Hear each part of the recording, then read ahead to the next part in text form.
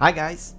Hello, welcome to my 10-year anniversary special. Yeah, I know I wasn't speaking for the first. I was being slightly cinematic with it. I was like, ooh, let's have the intro in silence and just appreciate the rather dramatic intro to that game, actually. Like, you know, if you think about it, coming right off the back of Metroid 3, I know it was like years later, but if the only previous games you played were like 1, 2, and 3, and then that was the introduction you get that seemingly shows Samus dying, that's pretty great way to start the game in a sort of preamble sort of cutscene before you get into it. I always sort of like that. Of course, for me, that was never really a thing because I hadn't played Metroid 3. The previous game I'd played to this one was Metroid 2. So I didn't, strictly speaking, have quite the same connection to it. I just thought, oh, that was a bit weird. And to be honest, I barely even focused on it. I think I remember when I first booted up this game, although that was, God almighty, that was a long time ago. Back on my little purple Game Boy Advance. Yeah. Anyway. Hello and welcome. 10-year anniversary stream. 10 years since I posted my first video on YouTube. That is a long, long fucking time, isn't it? I mean, just wow.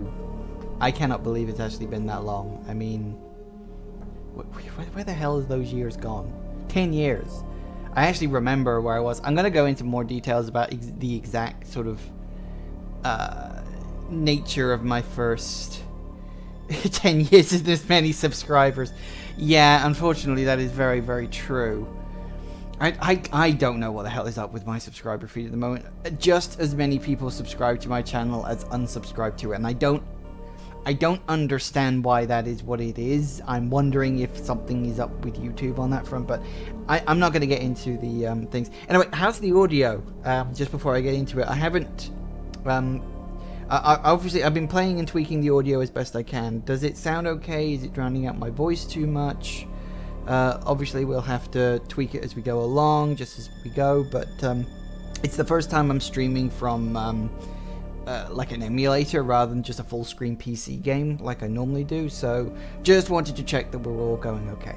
So let's get into it, because this game's going to take a long friggin' time to get through. 3 hours. It's weird. The time is 2 hours, but the game itself is always 3 hours long. So yeah, I'm not going to read this. There's way too much text for me to read in this game, and let's be honest, most people who are going to be watching this are probably very familiar with the story of this game by now.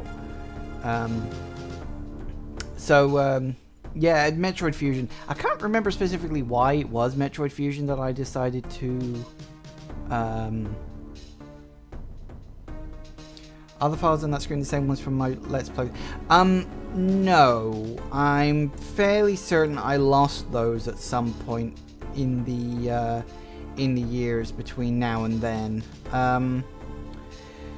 Mostly because, well, you can kind of tell because those timers were, that first one was over 2 hours, and it was under 2 hours that I got my my big time. So no, that was one, that was sort of the last time I actually fully played this game. It was some years ago. I have barely touched this game since then, you know? I've only ever actually completed the game under 2 hours twice. I did it once on the Let's Play. That was the first time I'd ever managed to do 100% under 2 hours. For the record, I am not expecting to pull that off again. Okay, it's been 10 years. I'm not as good at this game as I used to be, and you know, like, I am older. I am 10 years older. My reactions are not as sharp as they were back then. Don't get me wrong, they're still pretty good. I am still pretty damn good at games, but I'm not as good as I was back then. Like I said, my muscle memory of this game is a bit lacking because I haven't played it as much. Back when I did that, I played Fusion all the friggin' time, you know? So it was like, my muscle memory for that was really, really good. It's not as good as it was now. You do it once, you do it again. It's like falling off a bike. Yeah, well, falling off a bike is definitely something I did a lot. I never had any bike lessons. I think I was ill that week at school. So I literally taught myself to ride a bike in a day, just in the back garden, falling on the grass over and over again, eventually just getting it. Yeah, so bikes, yeah. Anyway, we'll get into it, and hopefully it'll be fine and I won't fuck up and die, although there is I suppose there's technically a small chance of that. How do the visuals look anyway? Because obviously the game itself is very pixelated. I'm not sure how they look on like a big full screen. Assuming you're running it on full screen, of course. But hopefully they look okay. I actually tried to get the emulator to run at full screen, but OBS just wasn't having it. And the emulator itself really didn't like running at full screen either. So I'm just recording from the window. So I'm hoping everything will go okay. We'll see what happens on that front. So many firsts today.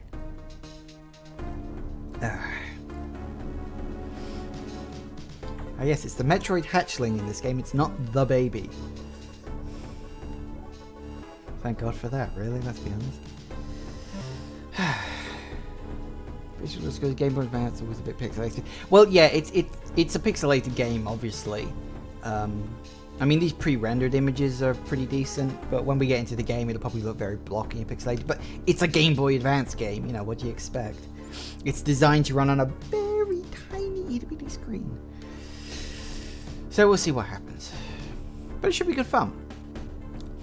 I mean, I was planning other things as well. Like, I kind of figured originally, well, maybe I could just start playing Fusion and then maybe move on to some other games as well and all sorts of things. Unfortunately, I'm just so busy at the moment with like real life stuff. I don't really have time to do too much extra. Like, I'm lucky enough that Tuesdays are usually quite quiet for me, but I didn't actually do my normal Tuesday recording session earlier, partly because I was busy. I had to do shopping and pick up like food and stuff, but also I wanted to save my voice. Like, I'm doing Doom would have been recorded today, and that's an hour and a half because it's 3 half-hour episodes combined with 3 hours sitting down here doing this.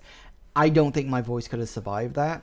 So I specifically didn't do my normal recording today. I should maybe have enough time to do it tomorrow afternoon. Fingers crossed. We'll see what happens on that front. But it should be fine. Okay, and we're off. On your marks, get set, run. Or jog. I don't start running until later. But yay, fingers crossed.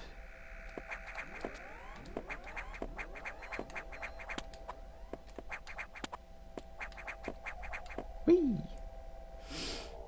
I do like how this intro tries to sort of emulate the feel of the beginning of Metroid 3. You know, you're sort of alone on a space station. There's little alarms going off in the background. It's you know, it's supposed to be that sort of very creepy feeling to it, and I kind of like that. Because I think that's one of the things the Metroid games have always had in spades. Maybe not so much in the first couple, because they couldn't quite pull it off due to graphical limitations, but yeah, Metroid games have always had an amazing sense of atmosphere to them. It's always been like the game's biggest strength, I think. And I think it's fair to say this game certainly has a lot of that too. Certainly in the opening part. Maybe not so much once you get used to the place, but I think that's just the side effect of games. Once you get used to an area, it's like, well, it's not as scary or as creepy looking as it otherwise is. But I think that's just one of the things with video games. It's like a book or a movie. You know, once you know what's going to happen, and once you've been around a place, you know what it looks like. It's not as creepy to you. It's because it's the unknown, the giant question mark that makes it creepy, you know? So that's a personal take on video games anyway, but I think it's quite good.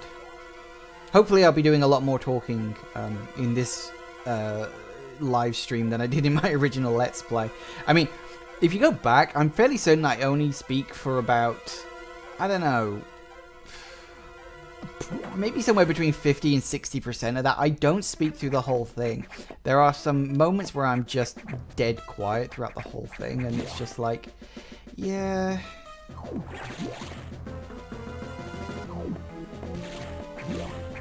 You love Spelunky and Binding of Isaac because you never know what's going to happen. Yeah, I mean, I can kind of understand that. Whoop, never mind. But it's also the part of the thing where, because it's randomly generated, especially for a game like Spelunky, which is not only randomly generated, but it's like, it has that permadeath thing. I mean, okay, there are some things you can do to skip things, but permadeath in a game is one of those mechanics that I like if it's done well, but it's so easy to balls it up. Like, it's really, really easy to make it so that dying is actually more of a chore. There are definitely games that have like an absolute 100% hard reset when you die. I think a lot of permadeath games these days are kind of understanding you have to leave something for the next run through. I think games are starting to understand that concept a little bit more. So yeah, it's getting there. Missiles.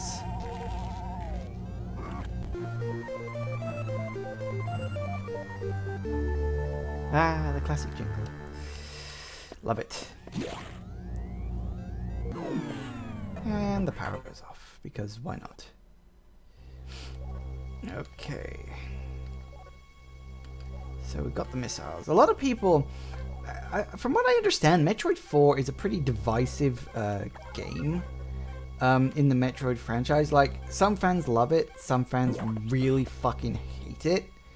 Like, they complain about the linearity of it, they complain about the fact that, well, you know, like that, the fact that you download missiles is apparently a problem for them. But I kind of liked the fact that, I mean, I suppose they could have done it where you acquired all your abilities from you know, parasites, but if you actually stop and think about it, it is largely the technical upgrades that you get as downloads. Like, you get missiles, super missiles, ice missiles, diffusion missiles as downloads. What else do you get? You get the various suit. Did you get the gravity suit as a download? Oop. Die. Hello. Oop. Nope. Nope. Thank you. Go away, please. There we go. Nice. So, I don't know. Some people complain about it. It's never really bothered me. A lot of people think also that, like, there's always been a lot of subtext in games like this. You know, Metroid is sort of known for its subtext and its kind of visual storytelling. Not so much in this game. A lot of the story is just like info dumped on you, and it's just like, oh my god, so much information.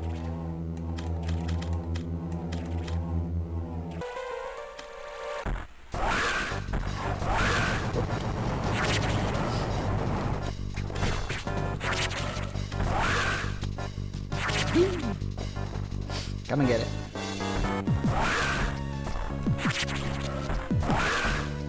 Now, one thing I have never quite worked out, do the missiles do more damage when he does that pullback thing? Whoop. Damn it. Because it always felt as though, if you waited for him to do the scream attack, that one, it always felt as though it did more damage, but I was never actually sure on that. Whoop. Okay, here we go.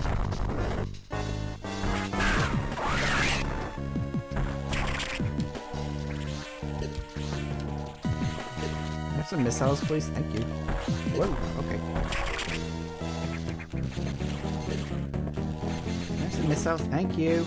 Missiles. Come here. Jeez Louise. Usually it always spawns some missiles when that big one appears. Didn't decide to do it that time. It's trying to slow me down. We'll be fine. So we've got a morph ball now, so that's a start. Whee.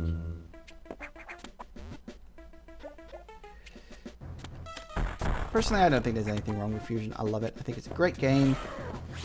Strictly speaking, of course, it's not a Metroidvania. It's far too linear for that. But I would say it's more Metroidvania than, say, 1 or 2.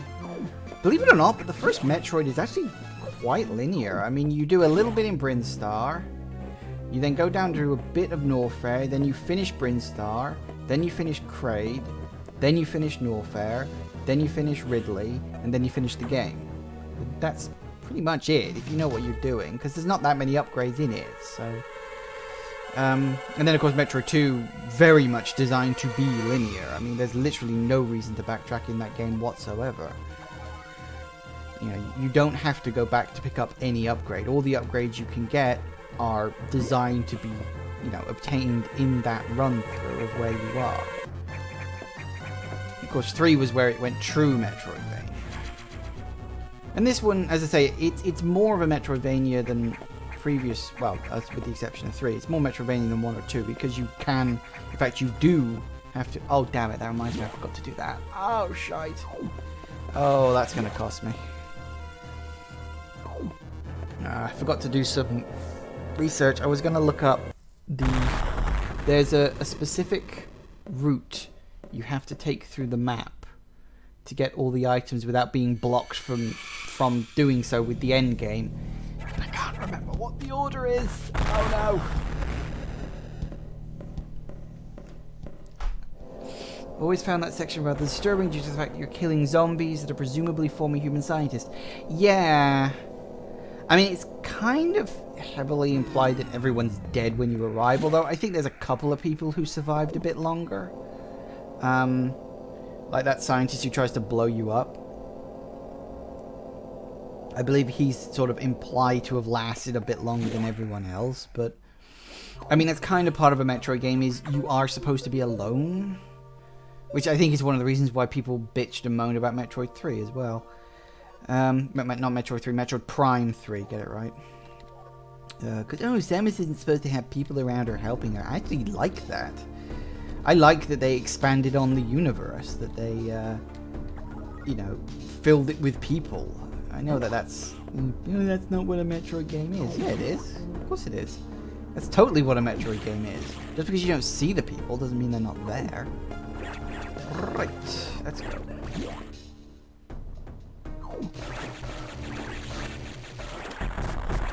Whoa, big guy.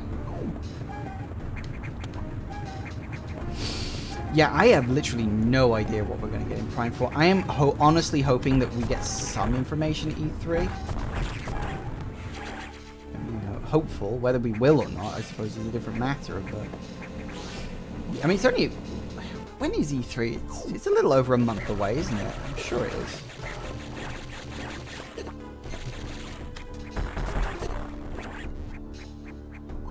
Doink. So, I mean, I literally have no idea what to expect from Prime 4. Like, absolutely none. Maybe it'll continue the Prime story. Maybe it'll start an entirely new trilogy. It would be curious. I mean, considering it is Metroid Prime 4, I'm assuming it's going to continue the Prime story, but it might not.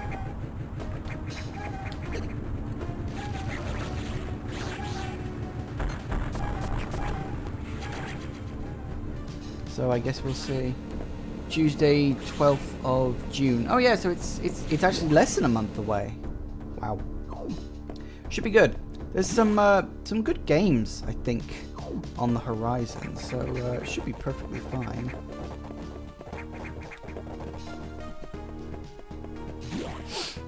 One will hope, anyway. Oh no, I don't have time for this. Shush. Go away, please. Silence my phone. Bloody figures, doesn't it? Why do people always want to interrupt you when you're busy?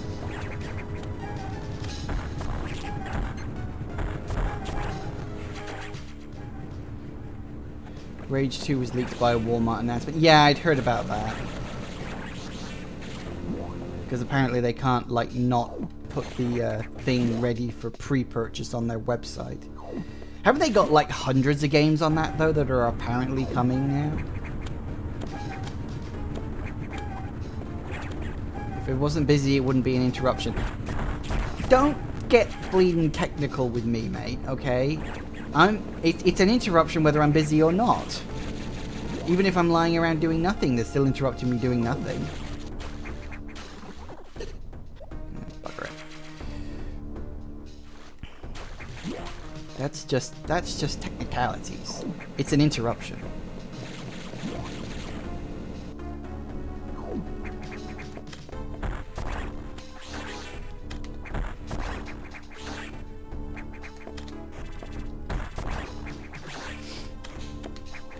I like how kind of casually the space pirates are just here as ex-hosts. It's like the game doesn't even make a big deal out of it. It's just, yeah, the space pirates. You know, what do you think? You know, what else were you expecting? Of course they're here.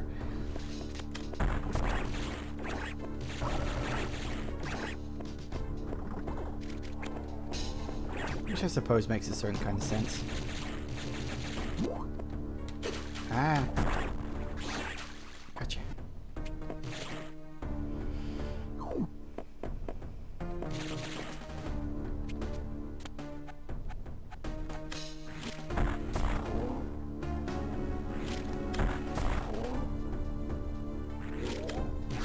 Ah. Come on. Maybe the X will return in Prime 4. Well, to be honest, if they were going to do that, I'd prefer them to actually make Metroid 5. I mean, I've already told you my story about what I think Prime 5 should... fucking Metroid 5 should be.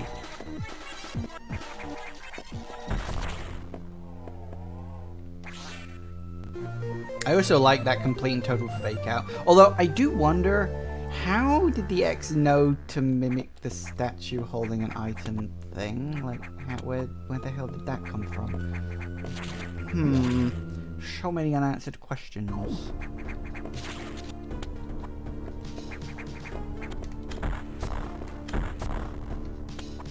Whee. Nope, hang on. That wasn't enough. Oh no. There we go. That'll do it. Chozo statues were on SR388. Well, yes, I get that the Chozo statues were on SR388, but how did the X, like, mimic it if technically it's not alive? Unless, of course, it was one of those chorizo things. Which I suppose actually is possible. Although they were mechanical? Or were they biomechanical? They could have been biomechanical, I guess. Yeah, maybe that's the answer. It's like, it was a chorizo... biomechanical statue thing. Yeah, that's it. That's the canon now. I'm sure that's and that's exactly what they thought when they were designing the game. Yeah, I'm sure it is. Yep.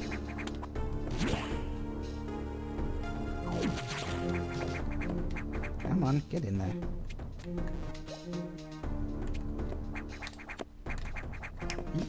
Come on.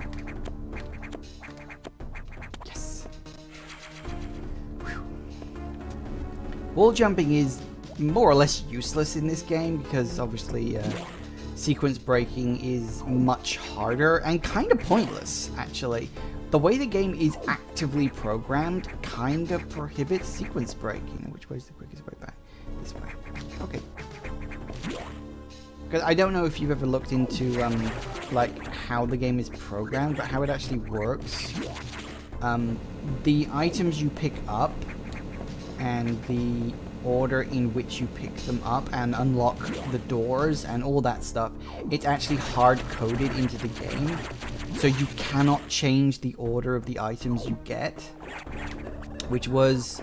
I don't know if that was like specifically done for a particular reason to stop speedrunners or something like that. But yeah, this game is definitely anti-speedrunning. So it's one of those things, I guess.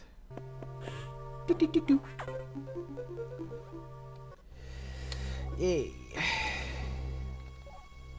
And now we're on to Sector 2, because God forbid we have to go in order. Okay, let's go.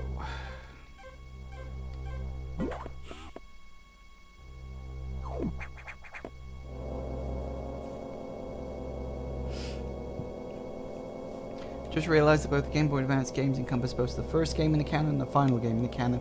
Yeah, that's true. Zero Mission and Fusion. Yeah, it's 100% accurate, actually. Probably for the best.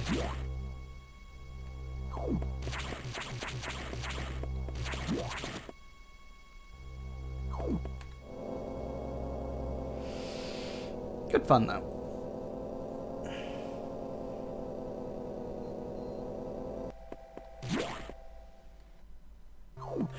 Beep, beep, beep, beep.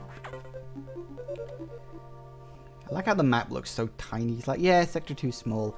Not. yeah, well, I kind of worked that out. You know, it is kind of funny, actually, how many times Samus has to fight an evil version of herself. It's just one of those things, you know. I suppose it's like Link and Dark Link and all that stuff. Right. Let's go. Blah, blah, blah, blah. I guess it's just one of those tropes that shows up a lot in games. SAX and Dark Samus. Yep. Well, you could say twice, but technically over 3 games. And if you want to get really technical, you could argue that statue fight in Zero Mission, maybe.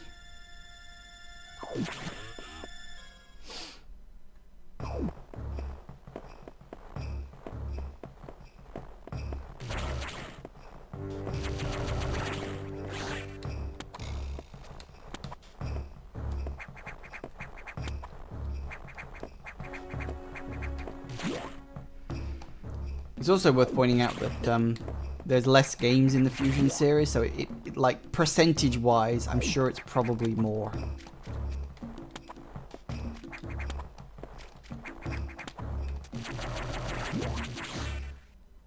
So we'll see what happens.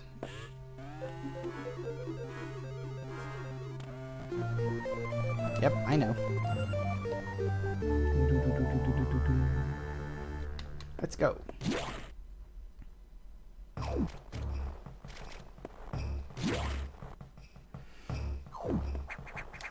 It was a bad idea. Or at least so we get told later on. Apparently. Wait.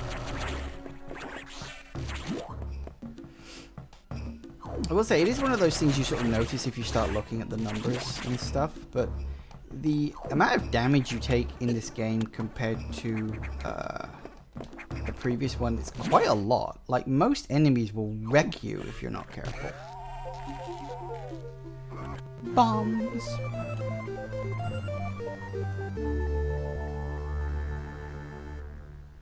Nice.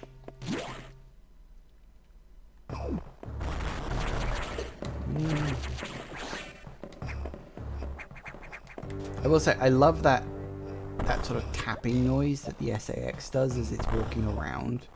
Because it's like, you very quickly learn to associate that noise with, like, bad news.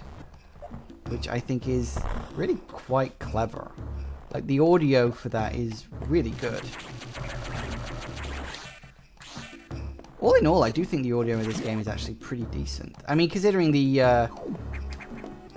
audio chip for the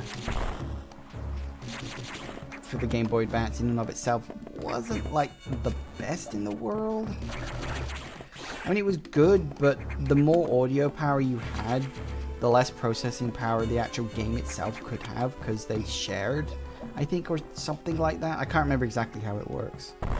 But, I have a lot of surprising technical knowledge about this stuff for some reason, and I'm honestly not sure why. But there you have it.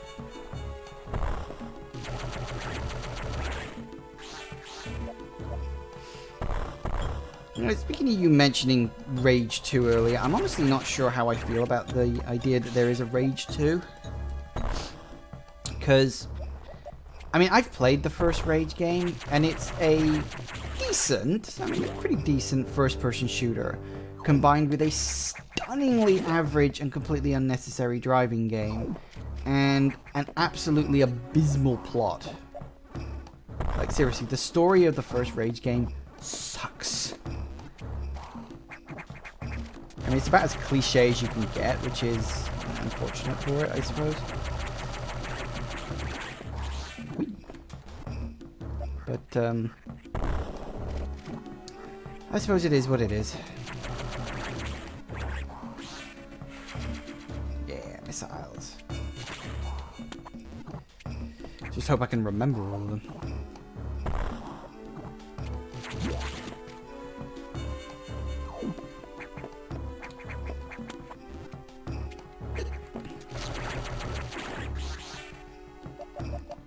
I remember first time I played through this game, I got hopelessly lost in this room, I couldn't work out how to get through it. Because I didn't think to try to bomb the floor for... Hang on, where are we going?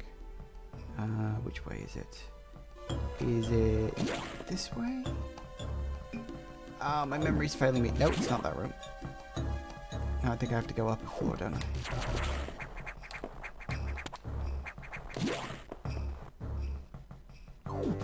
That's right, I remember. I remember now. I'm getting it.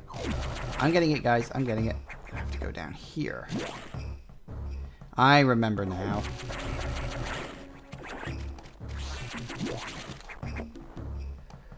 Memory's failing me.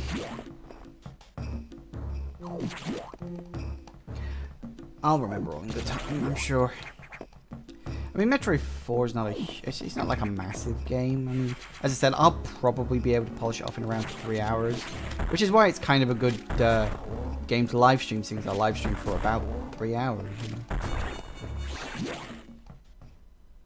know? Here we go. Hi.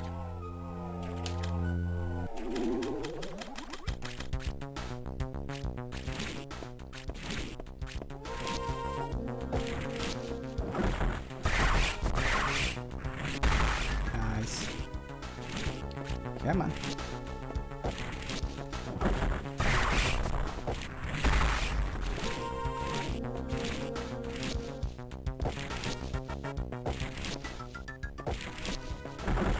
Whoa, missed. Great, well done.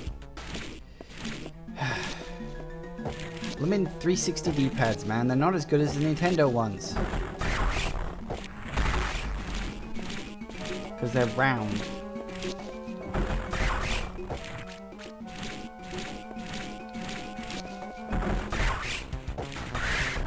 Yeah, okay, it makes it easier for your thumb to go over it, but it also makes stuff like that happen.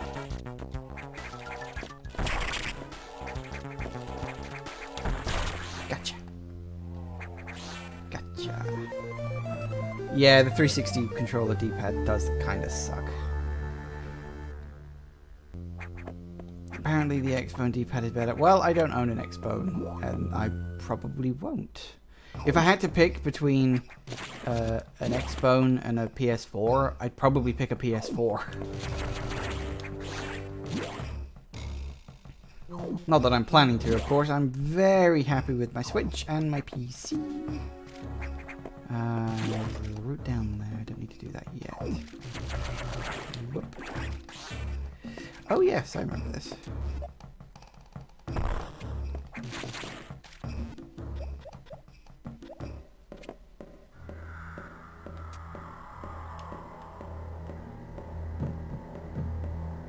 Again, they make it very atmospheric, very creepy. Like, you see the SAX and you hear that tapping. It's like, oh, that's tense. Of course, if you screw up, fucking owns you. It just, like, absolutely wails on you. You've got no chance. I also like how it puts the bug things. Like, you have the caterpillars running around at the beginning of the game, and then after that, it's like... Then they go into their cocoon thingies, and then from there, it's all really good. Whee!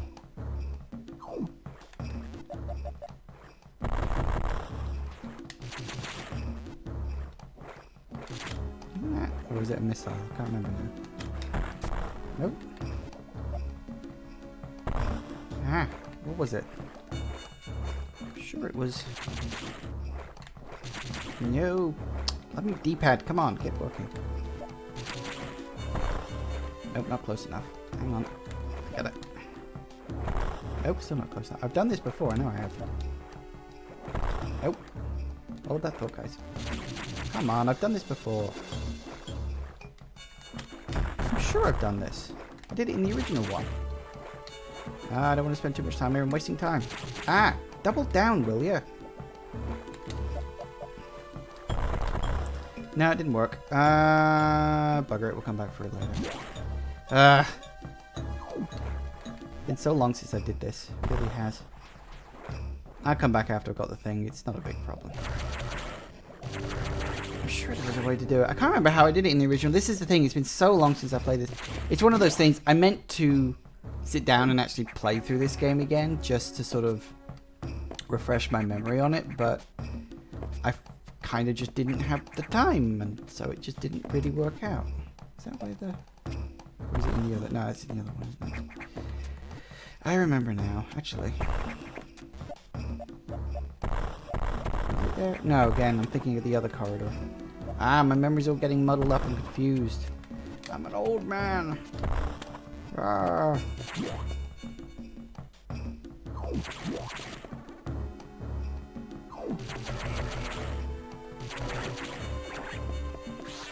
Is it here? Nope, guess not. Metroid confusion. Yeah. Very confusion. Whee! That's what I was trying to remember.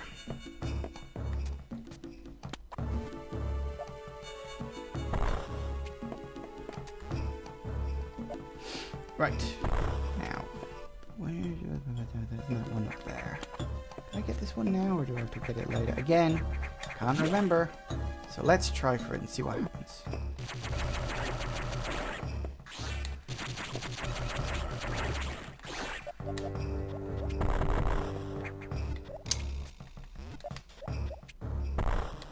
There we go.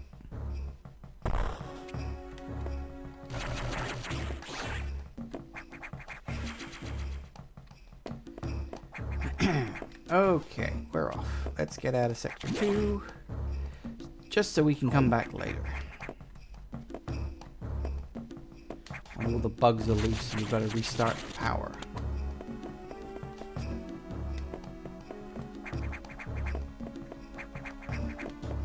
Can I do this one now?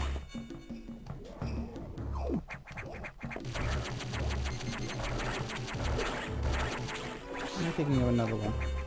Ah, you can do this one now. If you time your jump exactly correctly, you can totally jump over it. I remember. So I have all these vague, really vague memories. Like I said, it's been 10 years. Actually, no, I don't really need that. Bugger it, I'm here.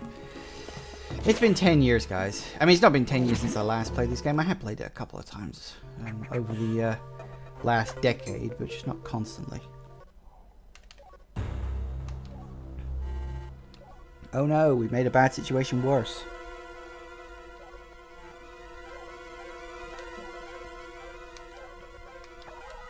Okay then.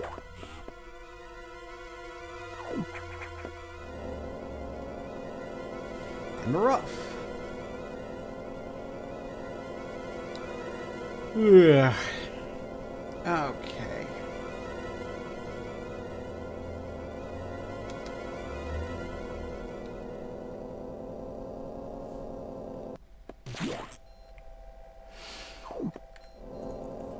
So I guess while the floor is open, any questions you want to ask me about my last 10 years?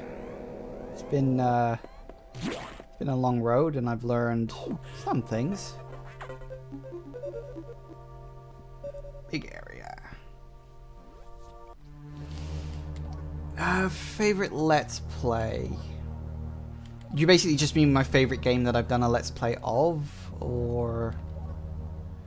I mean, that would be tricky. I played a lot of really good games, because I tend to try to pick games I think are going to be good anyway, because I've got good taste in games. So, you know, generally if I'm going to buy a game, I want it to be at least halfway decent. I don't know. See, here's the thing. I'm actually struggling to remember games that I've actually played, because I mean, I've got a hell of a list. It's like, I don't know, 50 close to games, I think, already? I'm not 100% sure. I can't even remember now, but... actually, while I'm thinking about it, save. But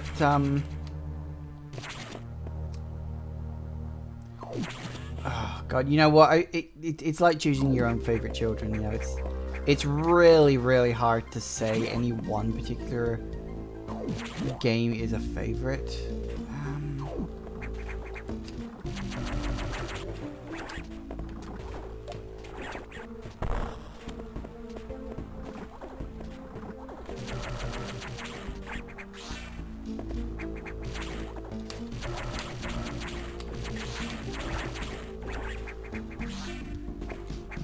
up here now, or do we go up here later?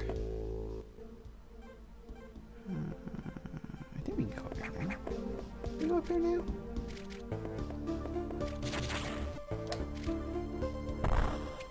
Oh, that was what I was supposed to do.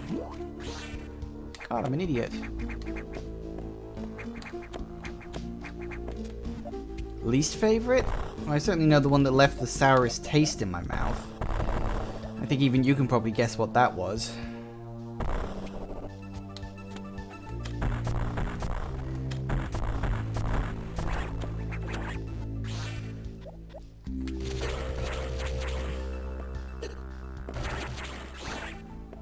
Yeah, I really didn't get on with Inside.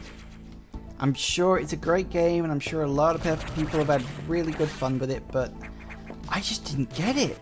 Like, literally, I didn't get it. And I don't understand why people do, you know. Now, where the hell was that? Oh, no, I remember now. There it is. I think, I wouldn't say it's my absolute least favorite. I mean, it's not a terrible game. The game itself was fine. It's just, I didn't get, like, the story behind it. I didn't,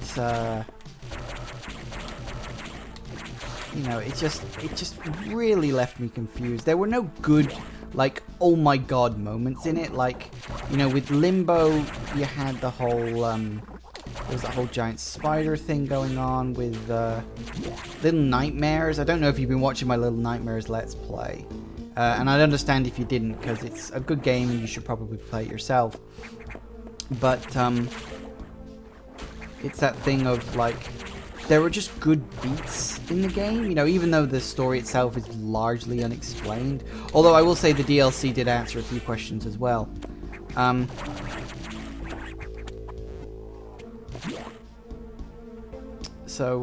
Little Nightmares was great fun. And on next Tuesday, you'll... actually, yeah, a week today, you'll just... There was a moment at the end of that DLC that I just... It literally left me just speechless, and I was just like, oh no, that didn't happen, totally didn't happen. My mind is retconning this fact right now, and... yeah. Little Nightmares is a good game. Probably not the favorite one I've ever done. I mean, interestingly enough, I think my most popular Let's Play was probably Metroid Fusion. Although I don't specifically know if it is my most popular. I mean, it's the one with the most views, but that could easily just be virtue of the fact it's been around the longest, you know? So it's hard to say exactly whether it's for that reason or not.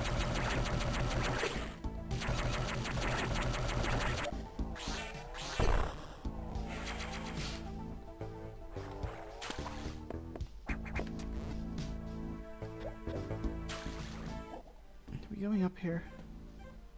No, we're not.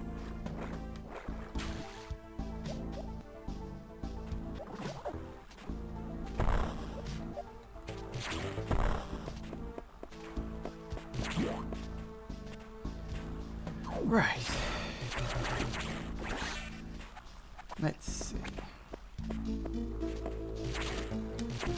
You know, you've got to be thinking now. I'm actually struggling to think what games have I actually done Let's Plays of. Like, because I can remember some of my more recent ones, and I would say, yeah, you know, I had fun with those, but obviously I did, because they're my most recent Let's Plays, so, you know, it's all sort of a matter of kind of perspective in that regard. Although I did remember what it was I was doing wrong with that underwater bit, and I feel like a complete tool because I forgot fucking jump ball. It's Ceres. Arguably the second time Samus has run into him. Because, you know, AM2R is 100% canon and I don't care what Nintendo say.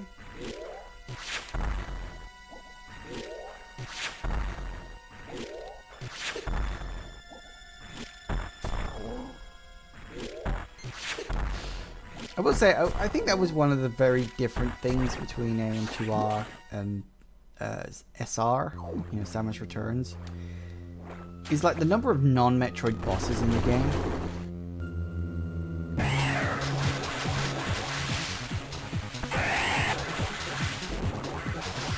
Actually, you know, I could always argue that. I could easily say that AM2R was probably one of my favorite Let's Plays.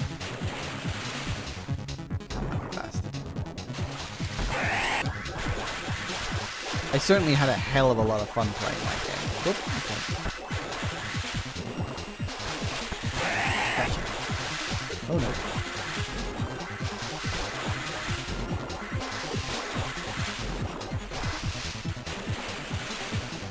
Yeah, I had a lot of fun with AM2R. Whoa, okay, wrong direction. You didn't make a splashing sound, so you were coming up.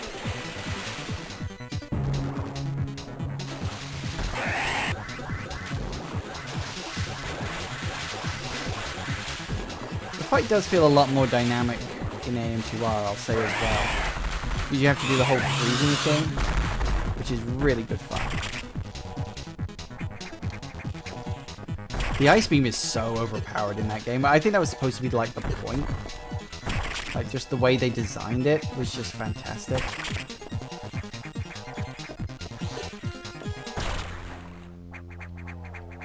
Whee! Speed booster. Let's do it. Whoop, and down. Whee! Okay, we're out of here.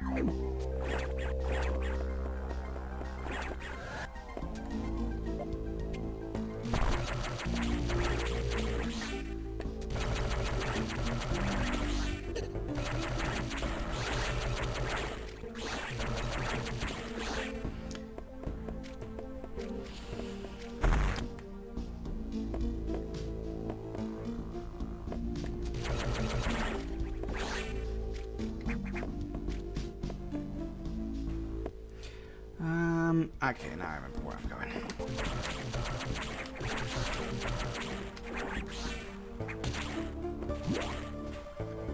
Let's... Whoa, okay. Fine, be like that, honestly.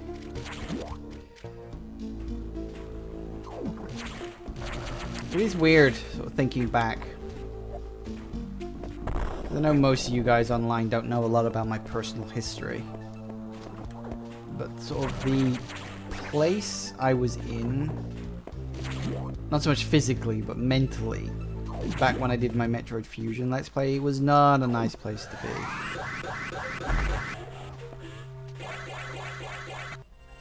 Yeah.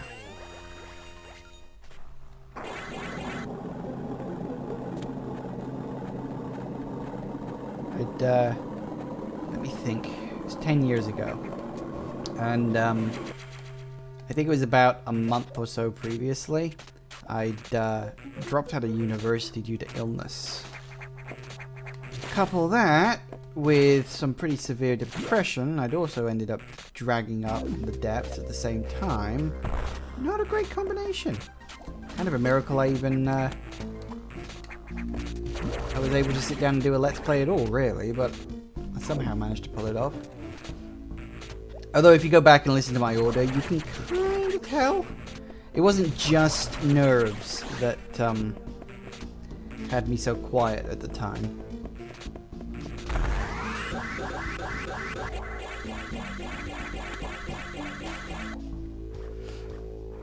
It was many other things. I'm not going to go too much into details. I've long since got past that particular part of my life, more or less. But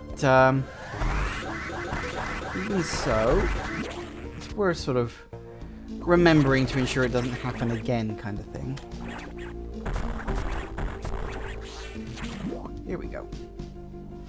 I still actually remembered the dinky little setup I had back then, because I didn't know anything about like audio editing, or you know, putting your the game audio on one level and your mic on another level, or any of that stuff. And my computer setup was a hell of a lot less sophisticated than it was now. And what it was, I had these big bulky speakers that were actually hand-me-downs from my dad. They worked perfectly well, you know, I wasn't complaining about them, it just saved me money in the long run. But they were big bulky things, and I had this tiny little computer desk. It's kind of this, you know, metal frame, glass top kind of thing. And the only microphone I had at the time was a headset mic. on this crappy fucking pair of earphones. Like, they were really bad earphones, but the microphone worked reasonably well. Like, it wasn't like amazing, but it worked well enough for you know, for my purposes. And so what I actually did was I actually moved the speakers from either side of my my monitor, and I moved them right in front of my screen, and I sort of positioned the headset microphone right between them, like on this glass top desk, and I kind of just leaned forward in my chair so that my mouth was close to the microphone, and then the speakers, of course, had the game audio coming out of them, and that was literally my setup. So I had the speakers putting the audio into the microphone along with my voice, and I was recording that, and that was actually my original setup for the whole thing. It actually worked out quite well. Like, I mean, the game audio is a bit on the quiet side, and I'm a bit on the quiet side for various reasons. In fact, if you ever actually hear my voice kind of fade away a bit, it's because I was kind of relaxing in the chair I was in. So it was like I was leaning away from the microphone. So I was just kind of relaxing a bit, and I was sort of forgetting, and then I sort of remember, and I'd lean forward again. So if my voice volume sort of kind of goes up and down, but of course that had the game audio and my audio tied together, so I couldn't separate them like after the fact. Not that I really knew anything about that kind of stuff, of course. Which room is it? Is it this room, or is it? No, not that one. But yeah, that was my original sort of setup, sort of very, very early type thing that I had going for me back then. Of course, now things are a lot.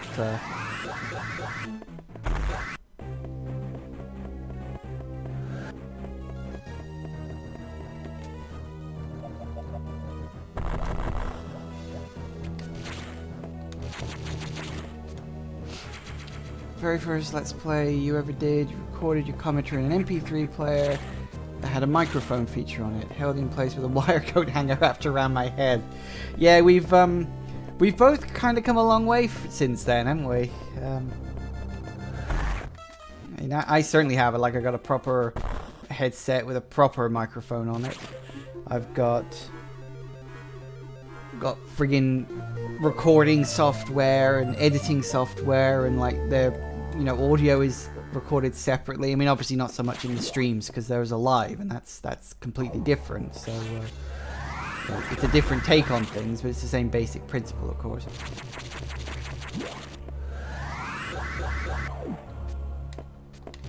Oh, okay, careful now.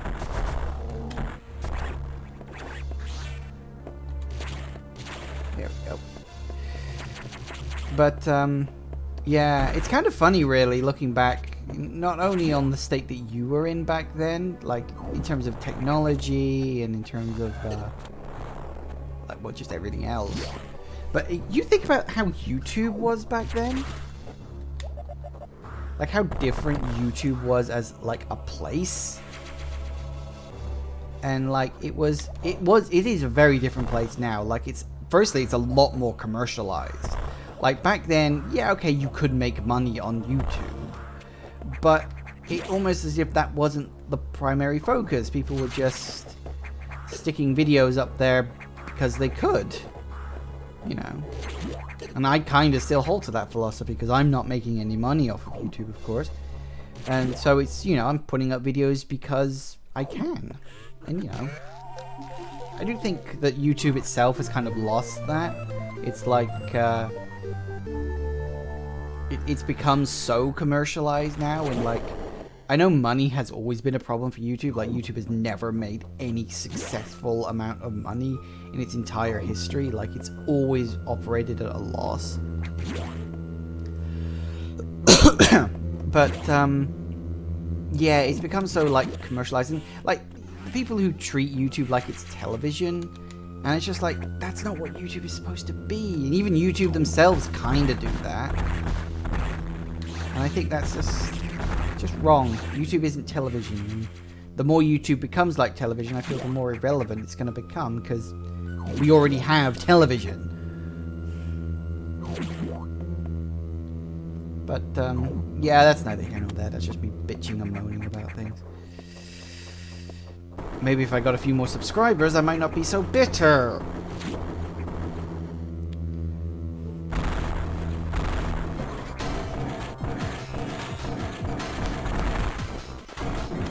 Whoop.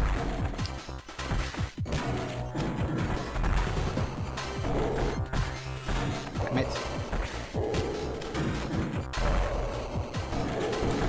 God damn it. Ah, I keep missing. Thank you. Jeez Louise.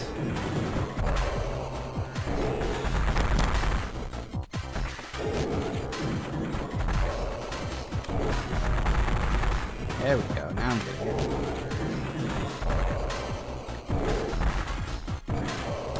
The other story, I don't think I've ever mentioned this before, but my Metroid Fusion Let's Play came incredibly close to not actually being finished.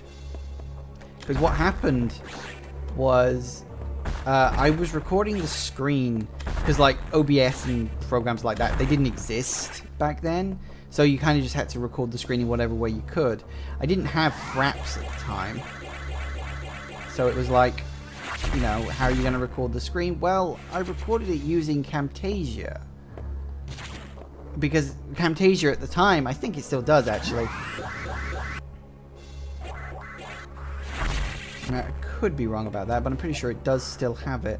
But it has the ability to record the screen, and it was like, you know, I knew I needed to record the screen, so I kind of did a Google search for it, and it's like, what can you use to record the screen? And people were like, Camtasia will work. And like, okay, sure, let's do that.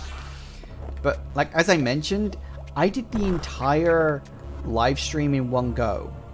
So, my computer was recording, or Camtasia, I should say, was recording for 3 straight hours. It's not really meant for that. And it crashed when it was trying to process the video into a format that was, like, usable. And what actually happened, I lost the files. Fortunately, I'm pretty computer savvy and always have been. I had to go through my temporary files, finding files that had that day's date saved on them. And I actually managed to find the raw saved files in my temporary files. And it had all the audio, everything. It was in like 4 different parts. And I like took that out of the temporary files, and I was able to use them, and there was nothing wrong with them.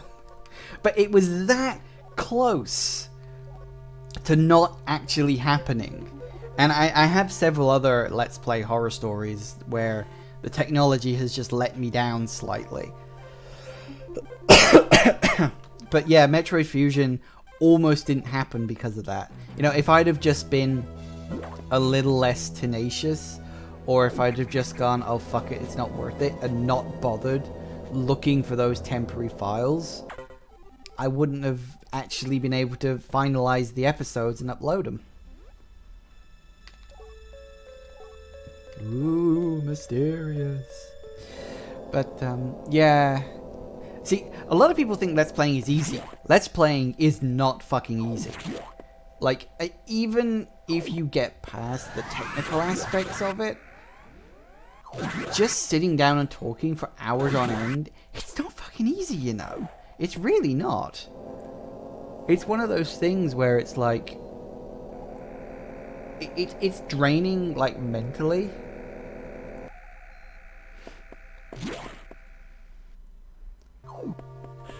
You actually use Visual Boy's Advance's inbuilt movie recording feature. Yeah, you see, I didn't know about that at the time. In fact, I'm not...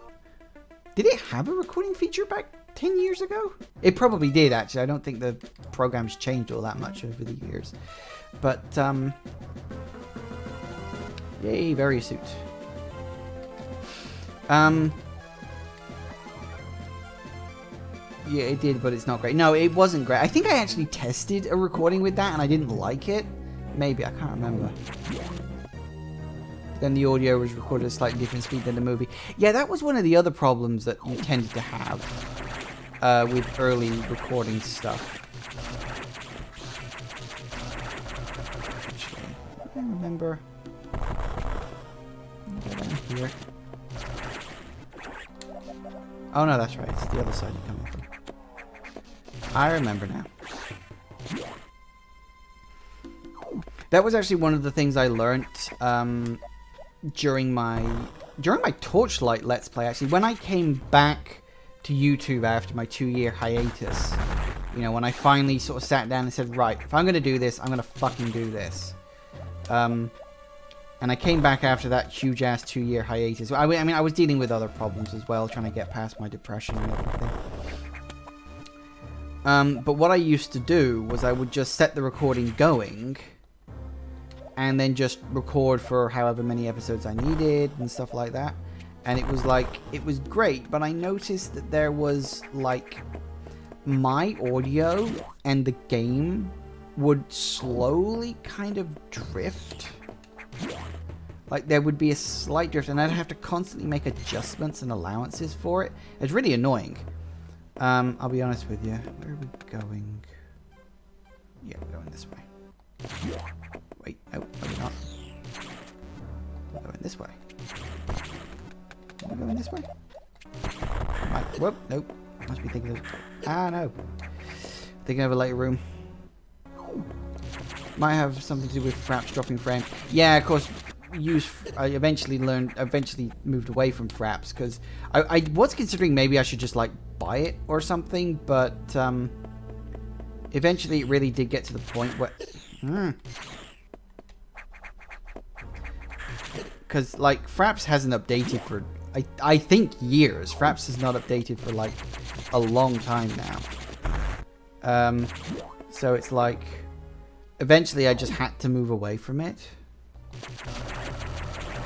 Because, you know, you've got to keep with the technology, and if Fraps isn't getting updated, then, you know, you can't use a program that's out of date.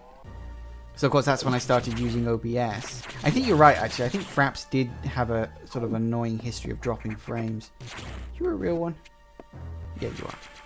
I know there's a couple of fake ones kicking around.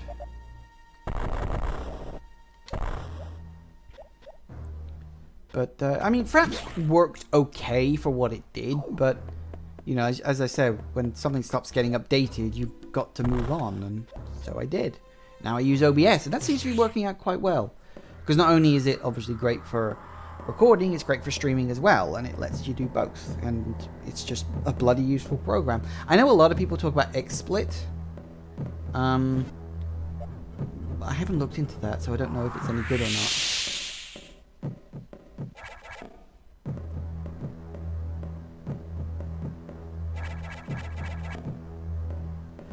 Biggest death knell for Fraps was the inability to record on audio on separate channels. Yeah. Is it gone? It's gone. Okay. Let's go.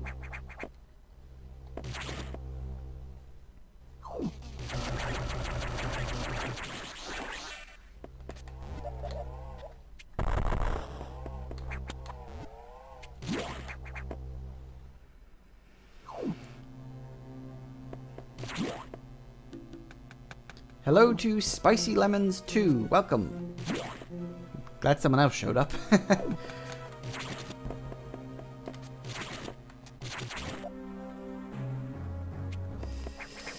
How are you today? And I should kick its ass. Are we talking about the SAX or Fraps here?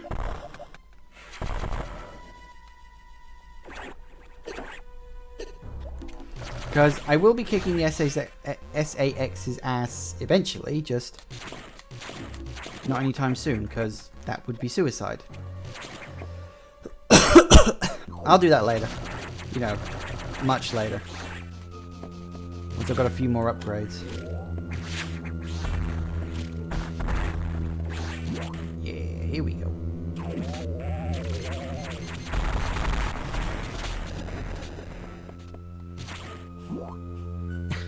SAX. No, shut up. Woo.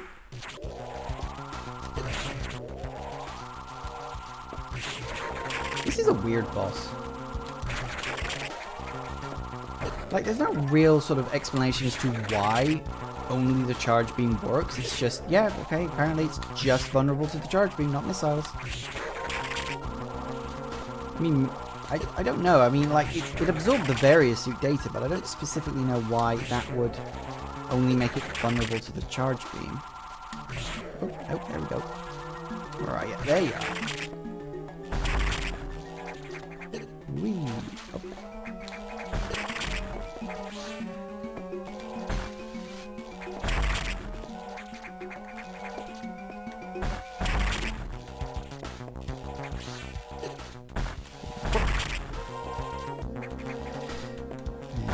There we go.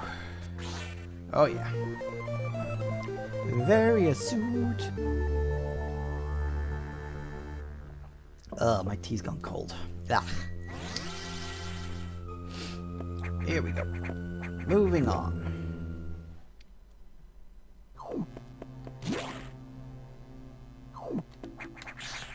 I also love the little bit of programming in this. They all rush towards you to say, hey look, I can kill you. And then after this room, they start running away. And I'm like, that's actually quite a clever little bit of like additional program. They didn't have to sort of put that in. They could have just had it where, oh, they immediately start running away from you because they know you're not vulnerable anymore. But no, they try to attack you, realize it doesn't work, and then back off. I'm like, that's actually a nice little sort of attention to detail. That, you know, it's like, you wouldn't necessarily think that that's even necessary, but they added it in. I think it's that level of attention to detail that makes the Metroid series as good as it is, you know? Because it is a great game, let's be honest. You can hate the particulars, but the Metroid series at large is a great series. Where are we going now? We're going up.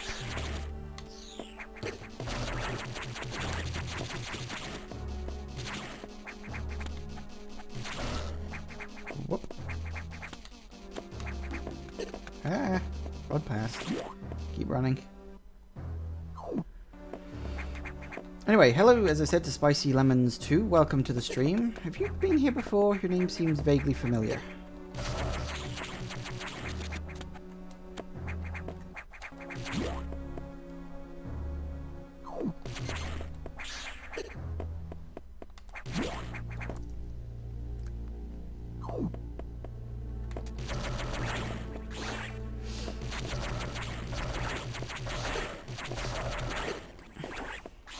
Well, been here or not, you are 100% welcome, of course.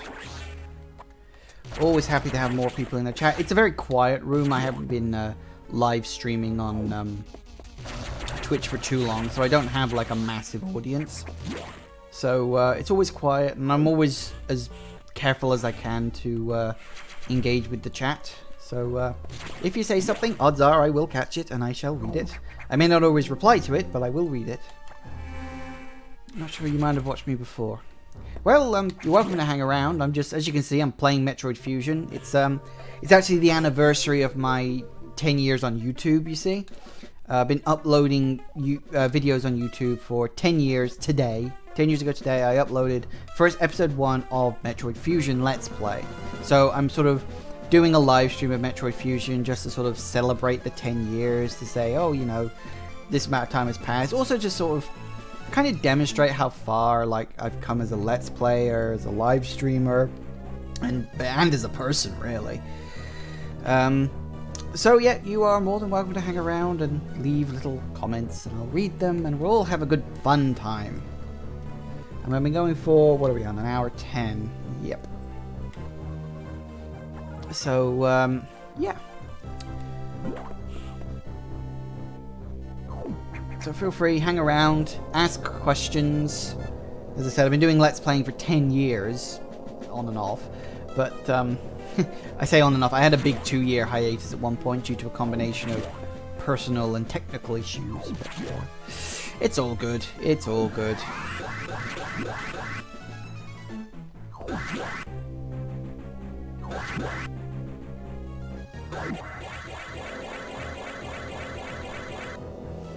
Here we go. Excuse me. Ooh.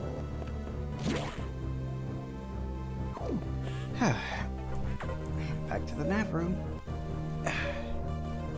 Favorite Metroid enemy? God, there's a lot of them. If we can tone down favorite Metroid enemy to favorite Metroid boss, I may be able to come up with an answer to that. I mean, let's be honest, there's a lot of enemies.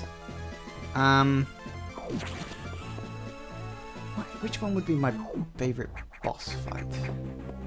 Where am I going? Oh yeah, that's right. Oh no, wait. There we go. Through the door. What's my favorite Metroid boss fight? I mean, there's been a lot of good bosses. Boost Guardian. Oh, that one did my fucking nutting when I first played Echoes. I'm not too bad with it anymore, so it's not really a problem, but yeah, Boost Guardian can fuck off.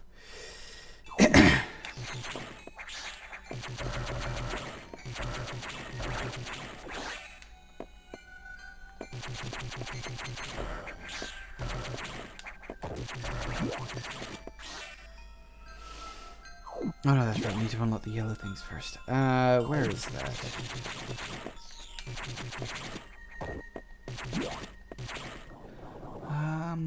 Hang on, I need to go down, don't I? Ah, in fact, I remember exactly where I need to go.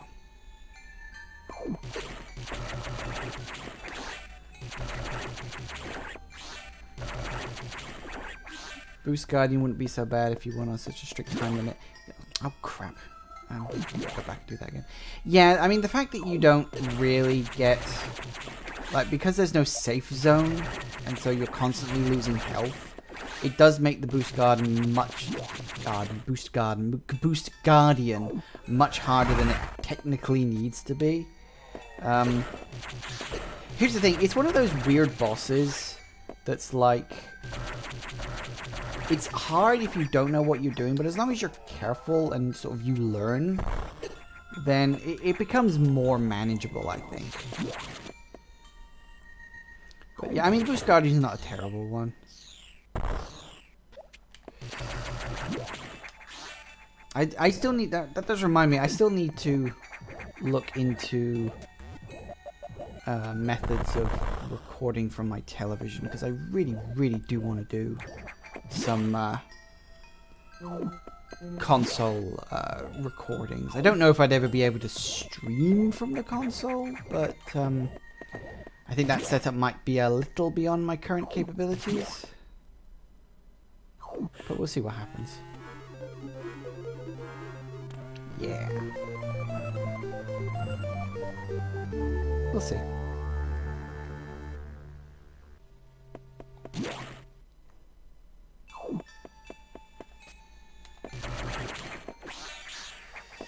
Because I would really love to be able to do the Metroid Prime trilogy as a Let's Play, or if I could do it as a live stream, that would probably be even better. And Elgato should be enough for both. Yeah, it's one of those things I'm gonna have to just look into and just say, yeah, okay, I just gotta. It's gonna be slightly expensive, but I've got a little money coming in at the moment, so. Yeah, it's an $80 to $100 investment. Fortunately, the pound's pretty strong against the dollar at the moment, so it's not that bad, but... yeah, it's going to be pricey. It's going to set me back a bit. It's that thing of, like... Because, like, my YouTube channel is so small, do I really want to invest that much money into it? And, you know, it's not like it's something that can be used for something else. I mean, I suppose technically I can use it to record anything on television to... save on my computer, you know, if there was like a TV show I wanted to record or something, so the other option would be to get Dolphin going. Yes, I mean, theoretically that's an option too. No, that's not it.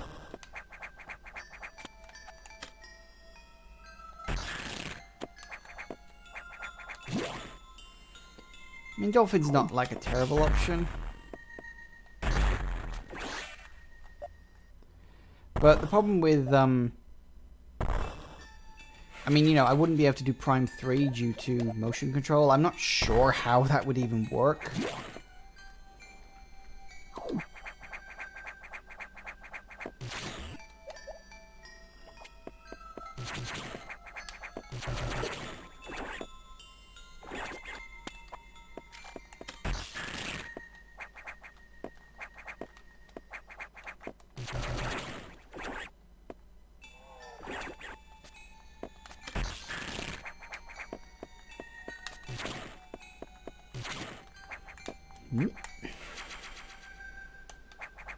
You can connect the remote over Bluetooth. I don't think I have any Bluetooth devices.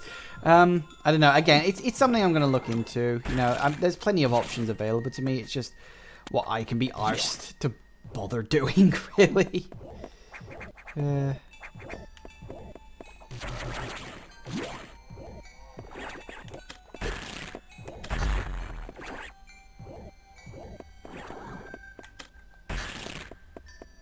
I mean, I would still prefer to play it like properly on the console it was like designed to be played on. I think there's just something nice about doing things like that. You know, I'm a traditionalist in that regard.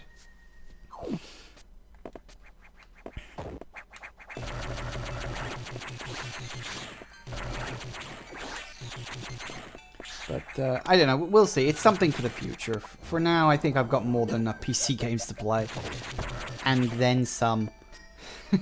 Yeah, Zero knows exactly how many games I've got on my Steam library, and it's kind of obscene.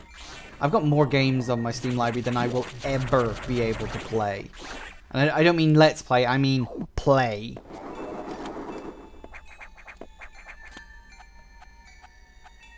I also like that they added the Shadow of Nightmare in the background. Like, first time you play through the game, you don't realize what it is. Actually, first time I played through the game, I'm pretty sure I thought that it was the robot thing. Because, you know, it kind of has that sort of vague shape to it. Where are you? I know you're around here somewhere.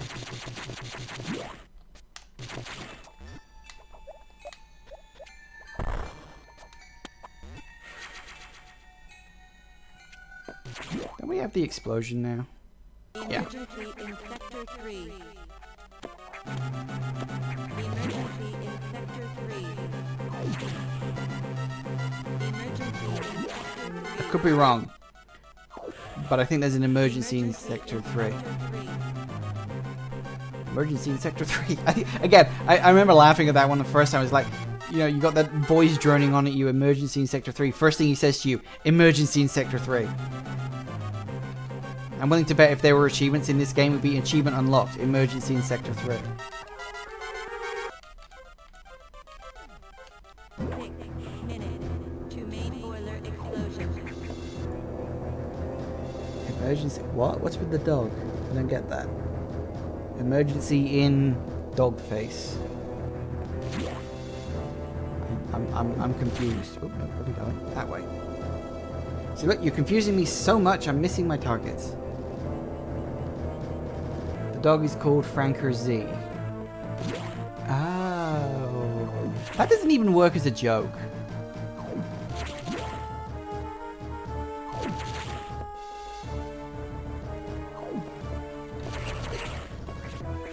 Damn it.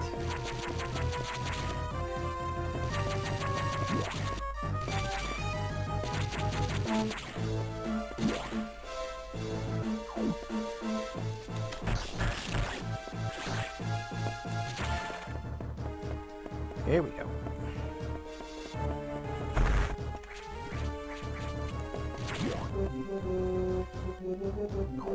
Is it? You're saying emergency in Franker Z, the dog, is a tradition that you have to post when you're streaming Fusion on Twitch at this moment. Alright, take your word for it. 5 minutes to main boiler explosion.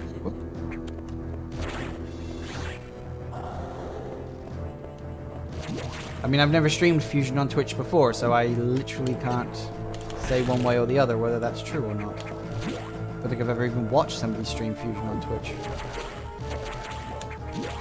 Then again, I know you have, because you're very big into the whole sort of speedrunning culture and stuff like that.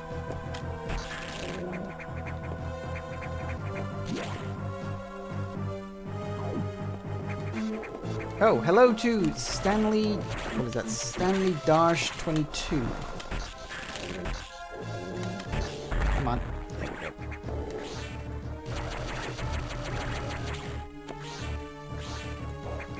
Welcome to the stream. Pleasure to have you here. I thought I saw someone else in the stream numbers, but you didn't say anything, so I don't really have the ability to check the I don't really have the ability to check the user list. Okay, is this a reference to something I'm not getting? Zero will back me up on this. I know, like, no references whatsoever. Like, at all.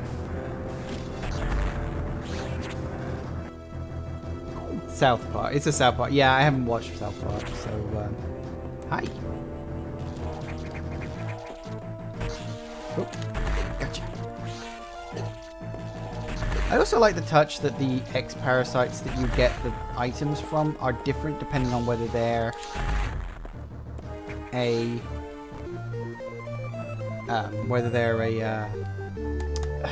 whether they're a beam upgrade or whether they're just a general suit upgrade.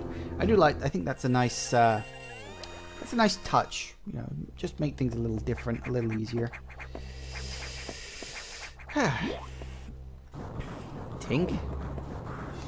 See, I'm 100% confused. I have no clue what the hell you're going on about. If it's a South Park reference, I'm not gonna get it, guys. I don't watch South Park.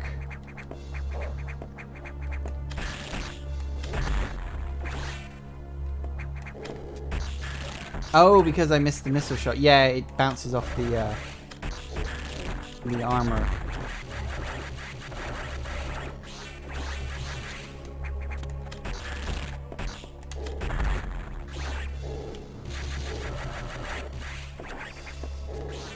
I like the wide beam. Wide beam's good.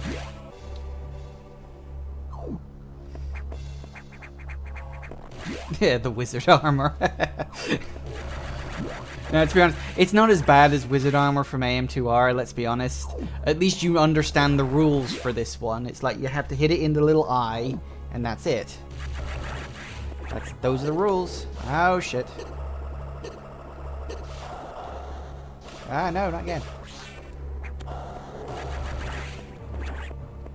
It's not like, oh, I dodged wizard armor, huh?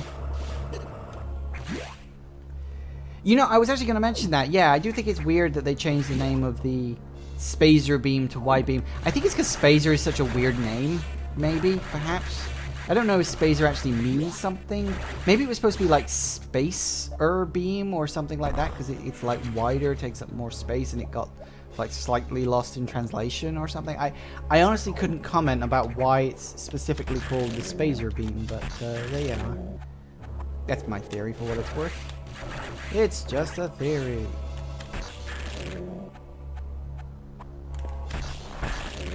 You start making references to that and I'll probably understand you.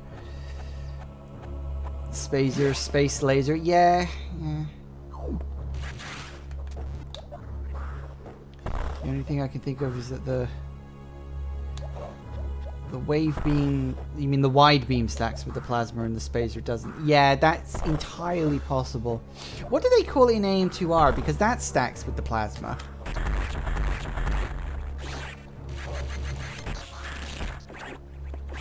I can't remember. I think they call it the spacer in that as well, don't they? So maybe that's your explanation, maybe it's not. I don't know.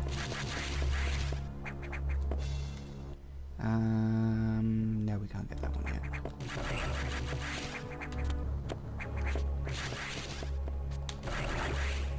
Whee. Okay.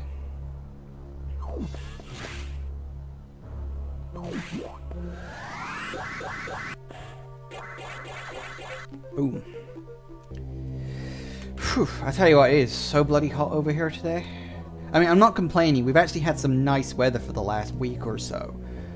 Like, not yesterday Monday, but the Monday before that, it was actually a bank holiday, so it was a day off in the UK, and it was scorchingly hot weather. Like that, like never happens. Traditionally, bank holidays are just absolutely soaking wet because it's a day off. So Sod's Law states it's gonna rain, but nope, it was really nice, and it stayed quite nice, and it's really hot here today. So I'm, because I'm just sat in my seat not doing anything, and my computer and my screens are belting out heat. It's very warm up in my room.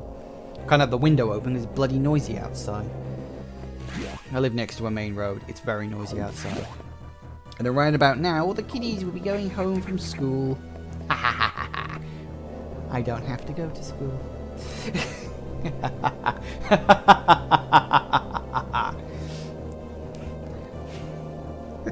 What the fuck am I doing? I don't know.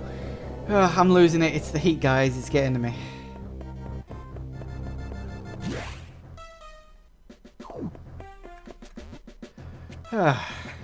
Anyway, how are you guys getting on in the chat? You're, I'm surprised you're here. Like, I have more than just Zero. I knew Zero was going to show up because he's like a friend of mine, so of course he's going to show up. But I am pleased that both Stanley and, you have to forgive me, your name's gone off the screen and I can't remember what it was, the other guy who showed up. I'm very happy that more people have showed up, because I didn't do as many announcements for this stream as I probably should have. Like, I sent it off on Twitter, and obviously this is showing up on Twitch. So, it does have some people getting notified. We'll see what happens.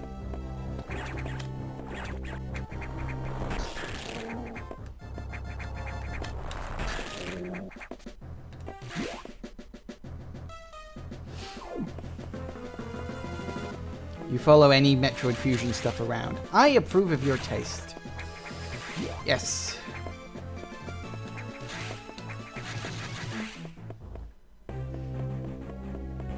For the record, this is actually the second time I've done Fusion in terms of recording it, because I also have a Let's Play of Metroid Fusion, because as you can see by the title of this,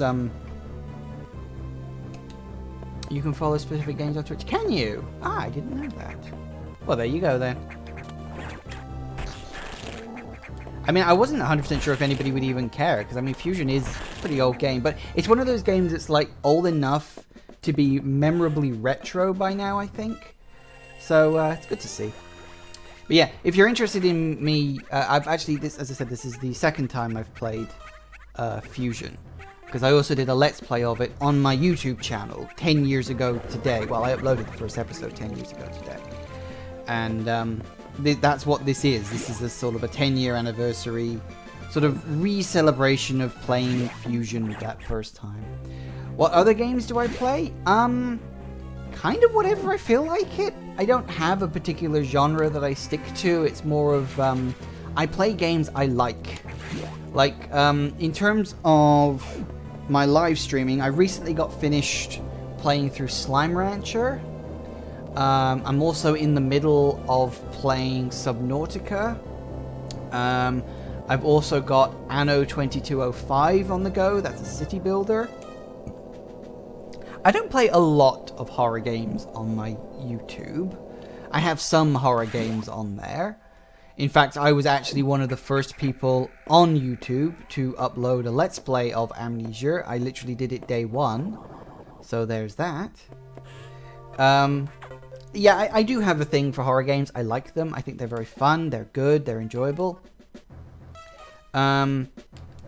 So yeah, I mean, if you want to go and have a quick look at my YouTube channel, you can see the playlists there. Every playlist is one game. I kind of like keeping things nice and neat and ordered and tidy like that.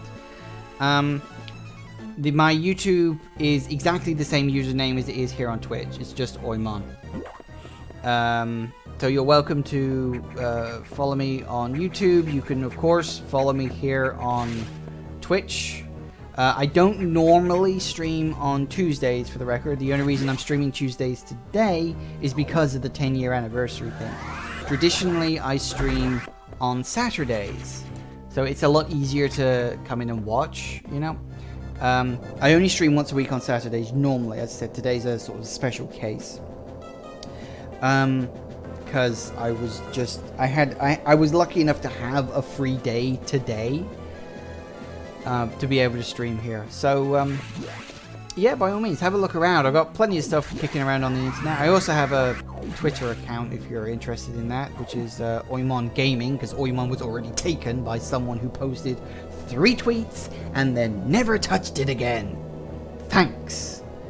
I was almost tempted to try to contact the guy and say, hey, can I have your Twitter account? But I don't think he would have given it to me, so fuck him. Ugh, cold tea. It's cold, but I need the sugar. Is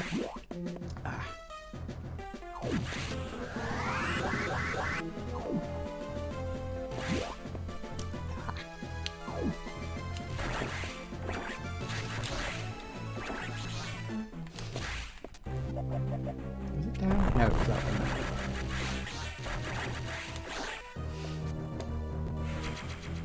So you're something of a big Metroid fan then, I'm guessing, Stanley.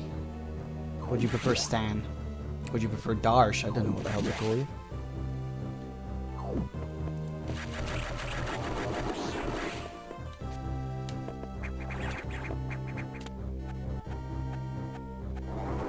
Yep, either way. Yeah, Metroid's a great series. I've actually done Let's Plays of most of the 2D Metroid games. I did Zero Mission. As I said, I did a Let's Play of Metroid 4 10 years ago. I've done a Let's Play of both Metroid 2 and AM2R. AM2R was quite recent, actually. I haven't got around to doing Super Metroid yet, mostly because the idea of Let's Playing that game fucking intimidates the hell out of me, because it's Metroid 3. And, you know, it does slightly intimidate me. I will get around to that eventually. I fully intend to. I haven't done any of the Primal 3D ones yet because I can't record from consoles. I was actually talking with Zero about this earlier. We were sort of discussing possibilities of me recording from consoles in the future, but I'm going to have to invest in some piece of kit in order to be able to do that.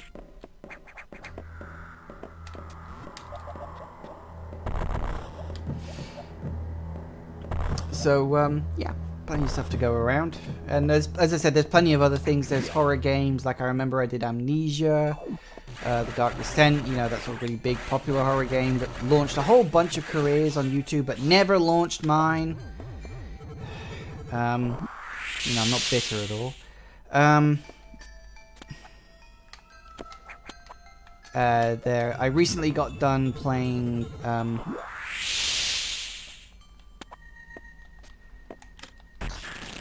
what was the game I recently got done? I recently got done playing Little Nightmares. So again, another sort of popular horror-y type game. That one was actually very enjoyable. I finished playing it myself. Not all the episodes are up online yet. That one's currently being uploaded as we speak. Because on YouTube, what I do is I upload 1 episode of a Let's Play every single day. So it's 7 episodes a week, every day, midday, GMT. Like clockwork, unless I'm an idiot and accidentally click the wrong button or set it to the wrong time or do something wrong. It doesn't happen often, but for the record it does happen. Because, derp, I'm an idiot. I'm a scatterbrain and I'm very forgetful.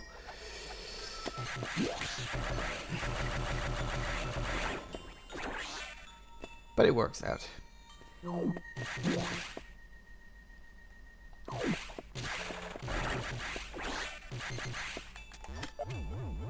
I don't know, how do you even take bit donations on this?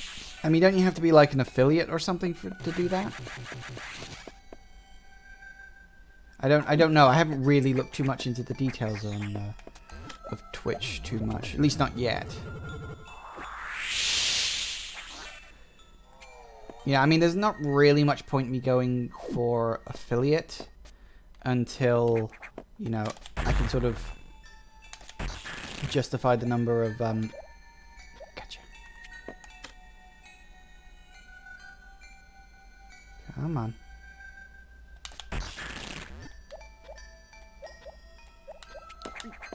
Oh, gotcha. Yes. Fucking hate that one. Tell you what, some of the items in this are really hard to get. Like, it's not just a case of finding them, you've actually got to get to them after you found them. It's annoying.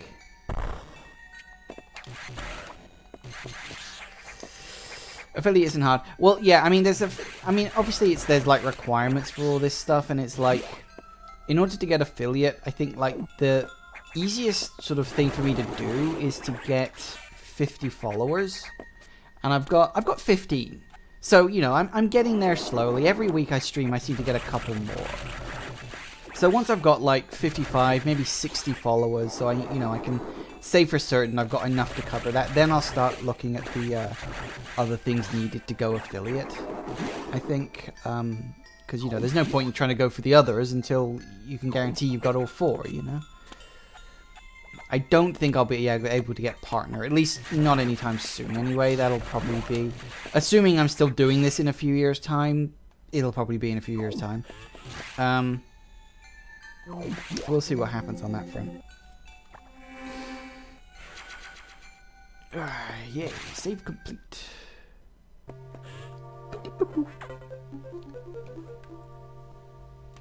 Yay, gotta go back to the ship. Yay.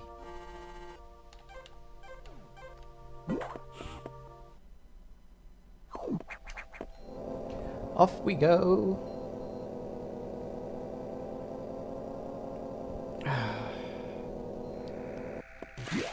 And this is where the game goes off the rails.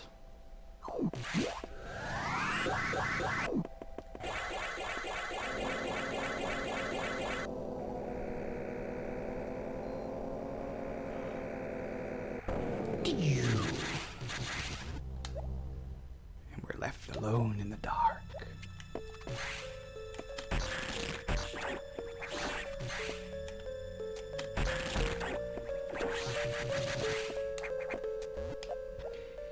Okay, right, let's keep going. Nope, doesn't need to do that. Oh, look, it's Ridley.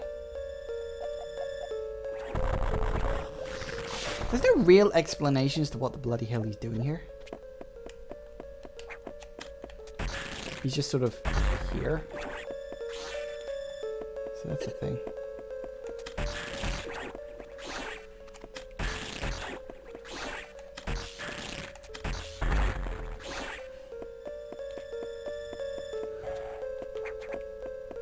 Monkas? Monk? What? People are saying some very weird things in my chat room today. Is it just one of those days? Have I attracted the weird people to my stream? If so, welcome. You're more than welcome on my stream, believe me. We're all mad here. They're emotes. Are they? I'm not getting an emote. I'm just getting... But require a special plugin.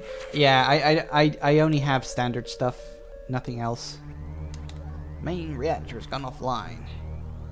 Okay, you see, now that one I can see. That's weird. Little creatures. Come on, let's get the text over and done with.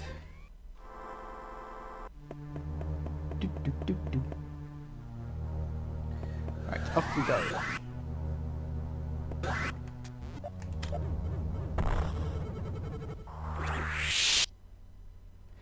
Right.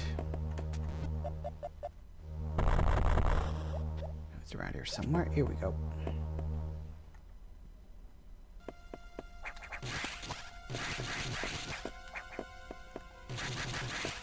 Whee! Right, off we go.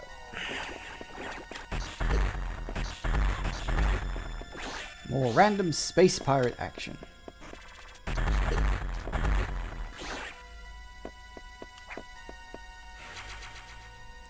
Energy tank.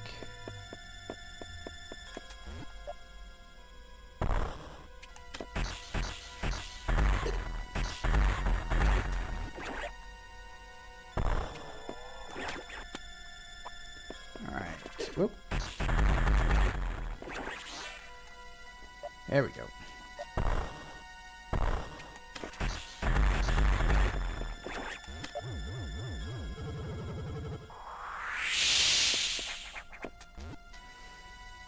I already remembered that one. I was like, I know there's a missile tank around here somewhere. Where are you?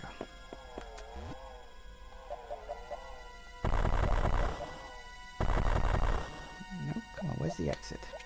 You know what? Bugger this. Safe searching for it. There it is. Again, I knew it was on that side. Why did it bleeding activate it? Blooming being annoying on me. Gotcha. Remember first time I ran into this boss, I had such friggin' trouble with it. Although I think I had more trouble with actually learning how to use the bleeding spider jump afterwards. Spider jump. Oi, oi, put you down. Spider jump, friggin' space jump. What am I on about? Spider ball and space jump. Oh, bugger off!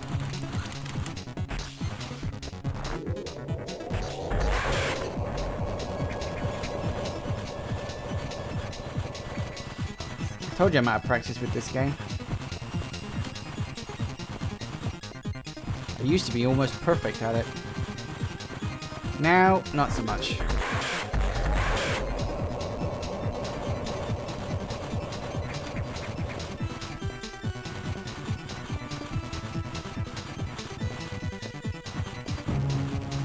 Oh well, at least he's sticking to the same basic principle. Oh, come on.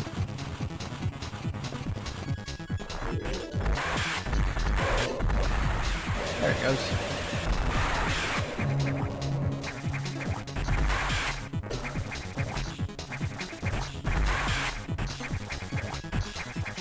Come on.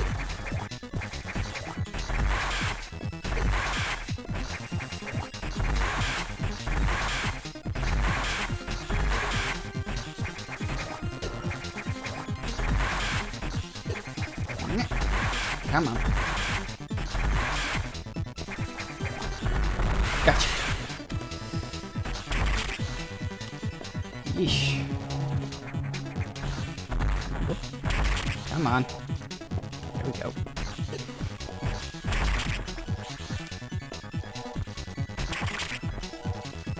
Up and boom. Now go boom. And now we get the space jump. Finally. I tell you what, it's really weird how like the space jump has different timing in literally every single Metroid game. Like none of the Metroid games are consistent. Even between this one and Zero Mission, it's still different despite running on the same friggin' engine. I don't know why that is.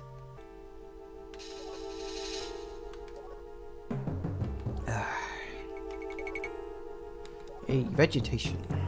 So let's go.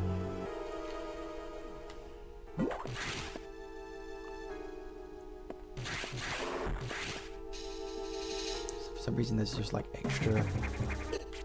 Whoop. At least this one you can like start again in the air, unlike Metroid 2, which oh yeah, you couldn't. Yeah, yeah. As I was literally just saying, you know, you don't fall all the way back down to the floor if that happens.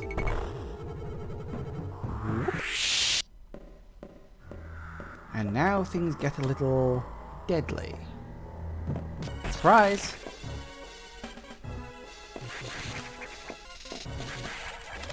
Whoops.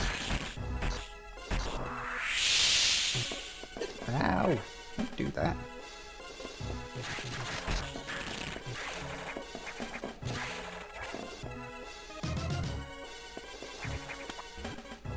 Whee!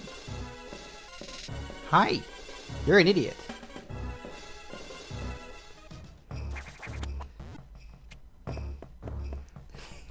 It is actually very stupid. But that's neither here nor there.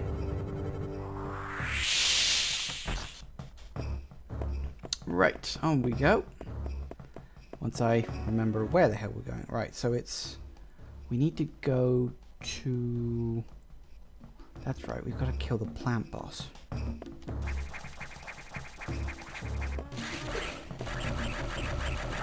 I hate these insects. They're annoying, they're really hard to kill. And they friggin' wail on you.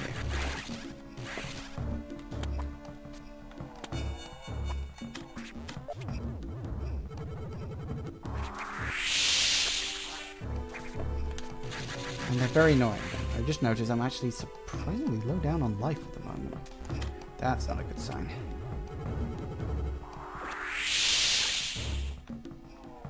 Come here. I think I wouldn't normally take a small detour like this, but I think... Oh, that's right. You need to... Can't open doors. Don't normally take detours like that.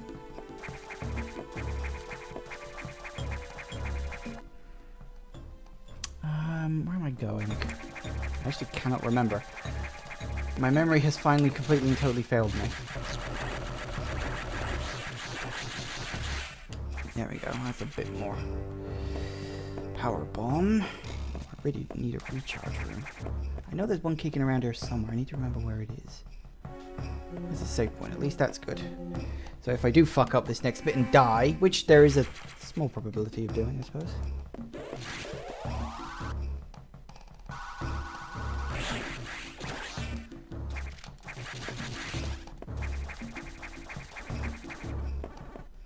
No, it's not this way. Is it this way? Hang on.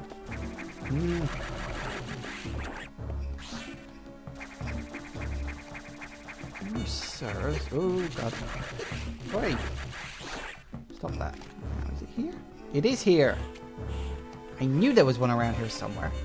Here's the thing. This recharge room, for some reason, doesn't appear on a lot of the maps I've seen floating around the internet of this game over the years. It appeared on the maps I made of this game, but it's like, I honestly don't think a lot of people knew it was even there. Which is kind of weird, considering they're like supposed to be official maps.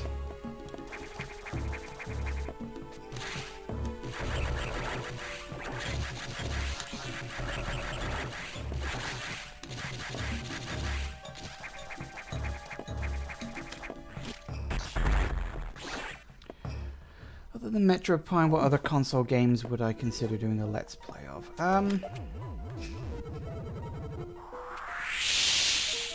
Good question.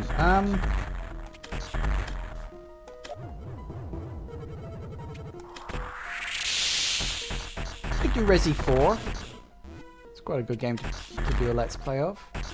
Eternal Darkness, yes, I would probably like to do a Let's Play of Eternal Darkness. That would be a very good game to Let's Play, I think.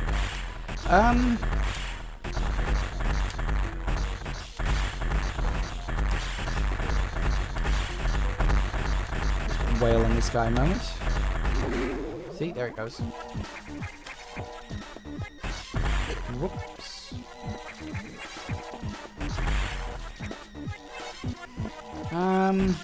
Here's the thing, if I can start recording from consoles, it gives me a lot of systems to like mess around with. You know, obviously GameCube, the Wii U, my 360.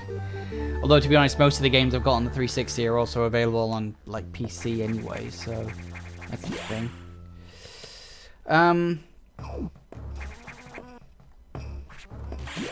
So yeah, there's plenty of games I could see myself playing. Just, you know, one thing or another. What other... I mean, obviously I do Metroid Prime 1, 2, and 3. I think what other Wii games? I could play some of the Resident Evil shooter games. That would be quite fun.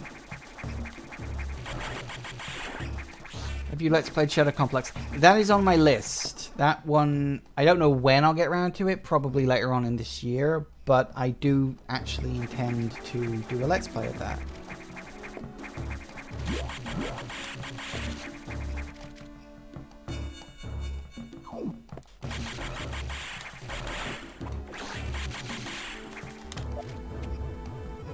So yeah, Shadow Complex is definitely on the list. There you are. Nice.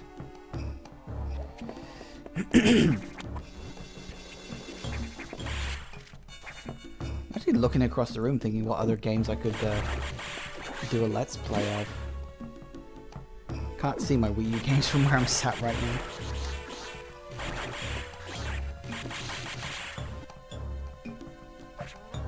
That's all I need. So hang on, which other ones have we got? That one. Oh, that's right, I can get that one later on. Right. Let's get the hell out of here.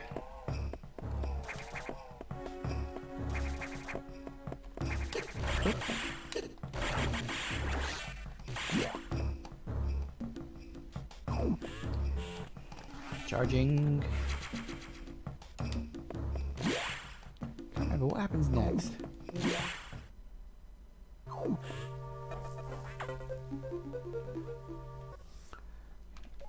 Most unexpected. Yep. More trouble. Hold on. Ah, yes. Ah, yes. This is where we go after the nightmare. Which is a cool boss in this game. It's... You know what? I still don't understand why the hell they decided to include Nightmare in Other M. It just, like so much else with that game, it fucks up the canonicity of everything.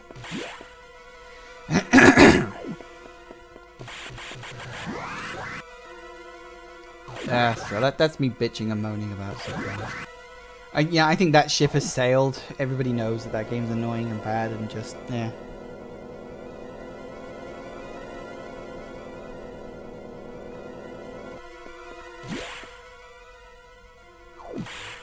Come on.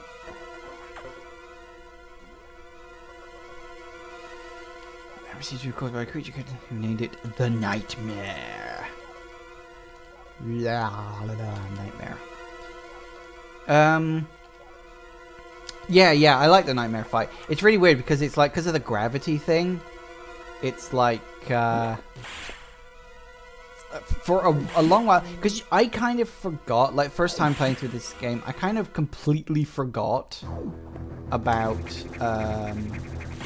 as you kind of do, I forgot about, like, the charge beam. You get so used to using missiles that you kind of forget the charge beam's even a thing. Or I did, at least, because I'm an idiot. Oh.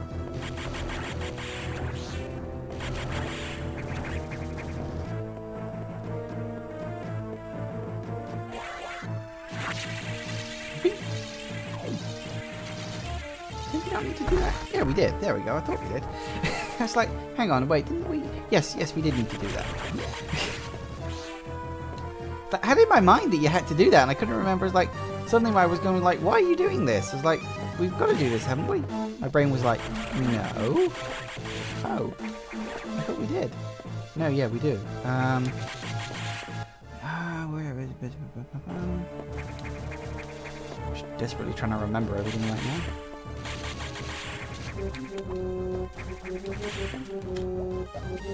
Is there a secret up here? Yes, there is.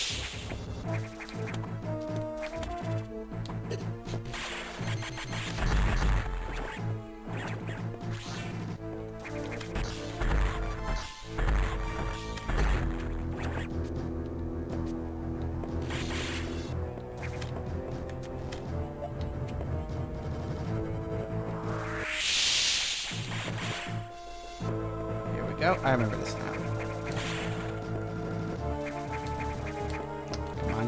Get up there. Damn it, I gotta get the timing right again.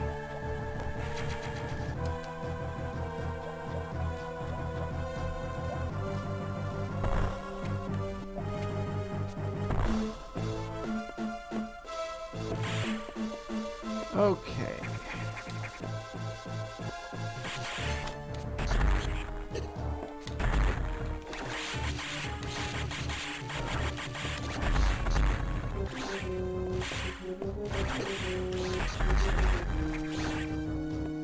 On we go.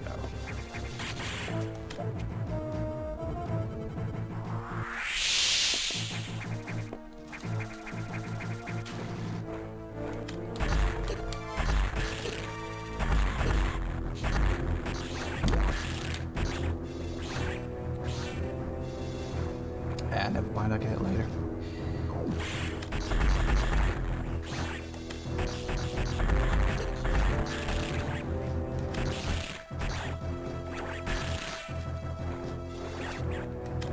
And for some reason we have sea pirates. Because I guess it's a thing. I will say, I do think that's like an idea they don't explore enough in this one. It's like, you occasionally get things like these where you'll see like two creatures merge together to form another one. And I'm like, why didn't you go even further with that?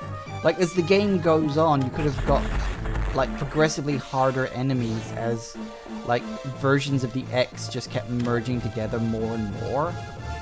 I don't know, maybe there just wasn't enough memory on the cartridge for something like that. But I mean, it's an interesting idea to explore. Like if they ever make a Metroid 5, you could have it where yeah, exactly, the game's called Metroid Fusion, exactly. And it's like, yeah, well, why didn't you do that?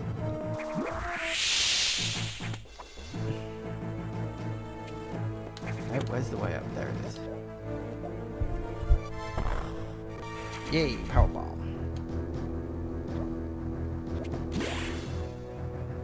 Those are recharge room while I'm here.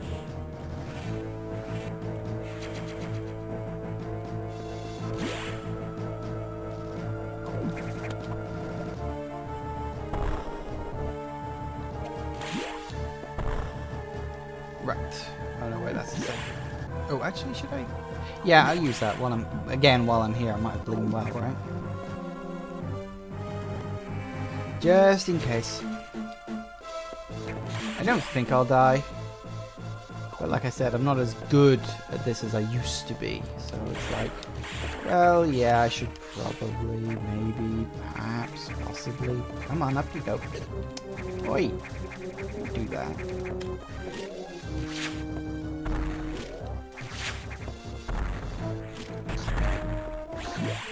Right. Ah, yes. The energy trick. Evil bastards. Oh yeah, look, you can just totally go and get this energy. Psych. Here we go.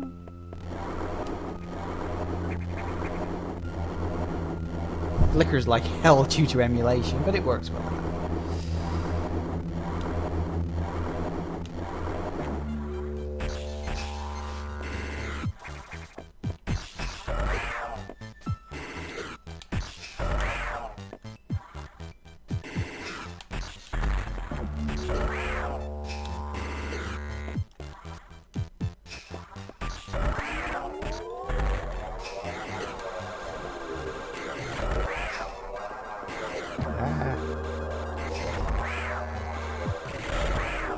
I'm probably going to get some major slowdown here, so do bear with me.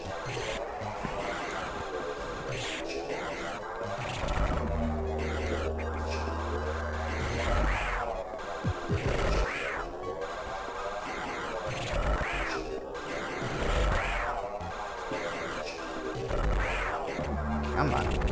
Hurry up, will ya? There it goes.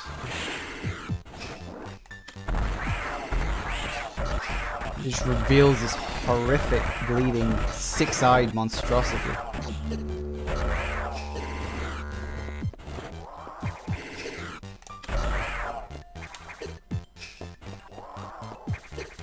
Come on.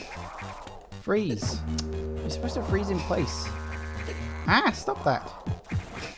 Will you freeze in place, please? Hey, it's a slowdown for you.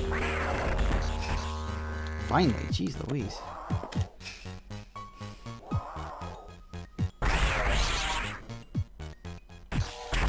Hi.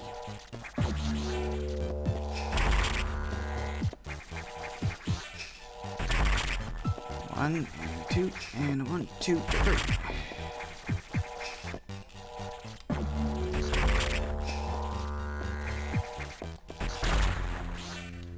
There we go. And gravity suit. It's just going purple.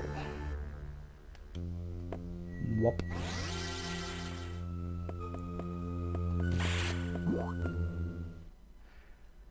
Nice. Okay. Oh yeah, that's right. Doi. What about that? Derp. Okay. I got it. I got it, guys. I got it.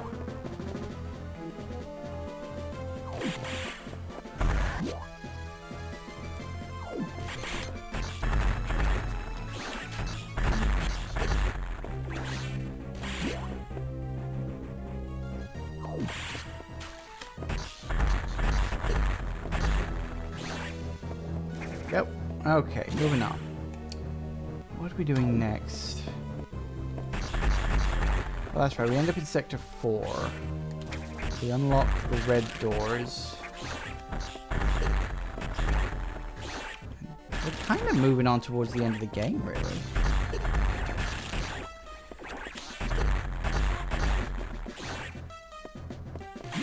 If memory serves.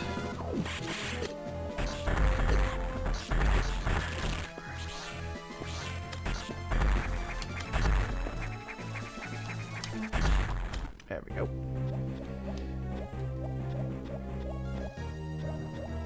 Yep, there we go. I roughly remember what I'm doing. I'm also a very good liar.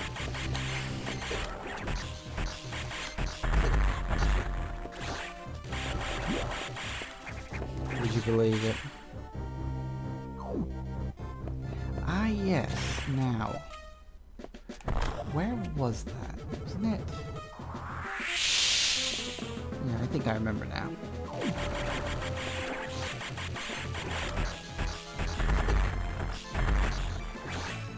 Hello to Grinless Cat. Hello and welcome as well. Wow, I've got so many people coming in here today. I'm actually impressed. I should stream older games more often. Oh, don't work. Yeah, it's between the pillars. Yeah, I thought it was. Only 3 to 4 sectors left, really. Yeah, but I've also got to do the run for 100%. Which I'm kind of really kicking myself because usually what I do is when I'm working on this, I have a route that I take. That's like, it's the most efficient route between the sectors post-game. And I usually write it down and I forgot. Because I was too busy fanning around with other things before I was able to sit down and stream. I don't really want to pause the stream while I bring up a map and try to work it out because it takes me like 5 minutes. We'll see what happens on that front. Maybe I will. There we go. Metroid Fusion is like your favorite game ever. Yeah, it's pretty decent. I wouldn't say it's my favorite game ever, but I do like it a lot. Well, I'm glad you can be. Well, I'm glad you can be here. It's is this the one or is it the other one? No, that's right. I knew it was somewhere around. As the stream title implies, this is my 10-year anniversary of my YouTube channel, posting my first video in on YouTube at least. So, because you see, 10 years ago today, I actually uploaded my first video on YouTube, which was Metroid Fusion. So I figured 10 years, I'd play through the game again, and just to sort of see the differences between the two. Actually, have I done the right one? Yes, it is this one. To just sort of see the differences between now and then. So if you're interested in watching my original Let's Play, it's not very good. I'll be honest, it's okay.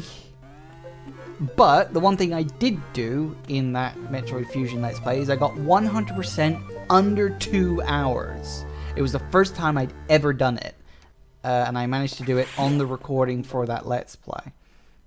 So, yeah, I was pretty happy with myself about that.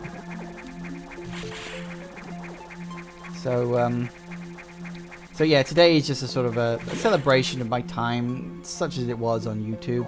Or such as it is, I should say. I do YouTube regularly, but I get little to no recognition for it. Hang around me long enough and you will hear me bitching, moaning, and complaining at length about fucking YouTube. Sorry. I'm half concentrating on the game right now, so my speech is a little muddled.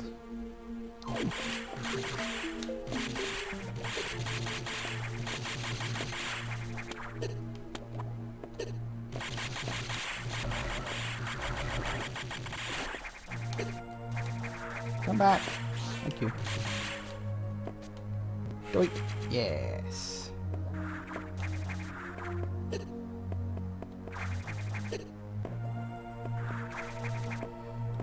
I heard they recently cracked the 1% miss. I don't think it was recently. I think it was like a year ago.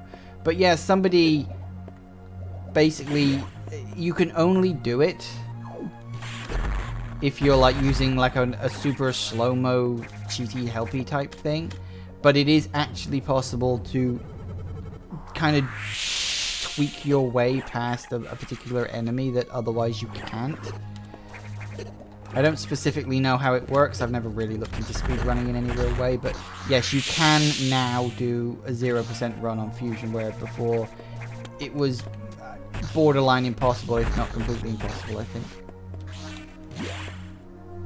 You've seen it done during normal play.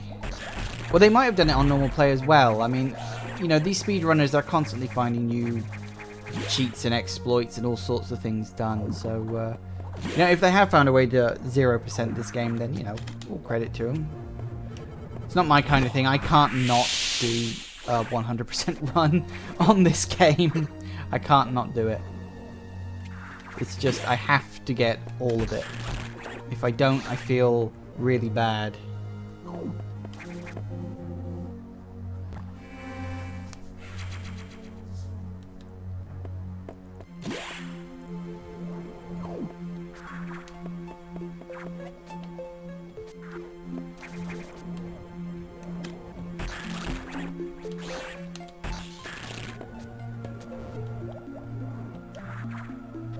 Yeah, like I said, I can't do anything less than that. It's just physically not possible for me to do it. Like, I start like mentally breaking down if I miss something.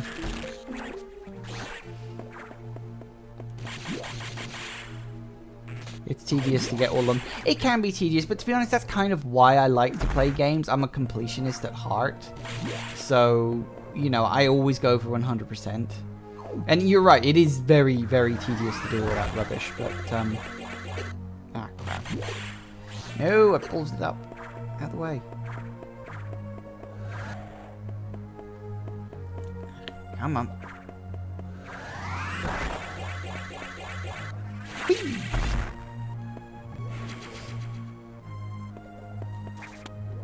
Isn't there a... Yeah, there it is. I knew it was around here somewhere.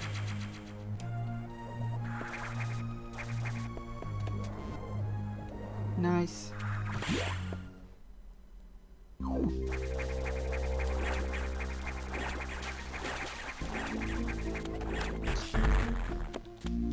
Come on. My least favorite cleanup is the room with the jumping segmented boss. Oh yeah, I think I know the room. You mean the room beyond that one? Yeah, I get that.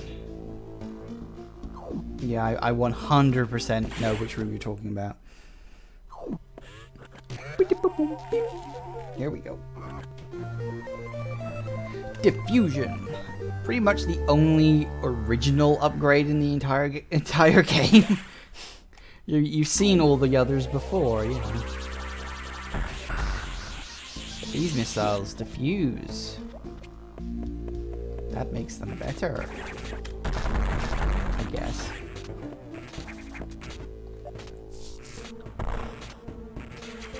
Metroid diffusion.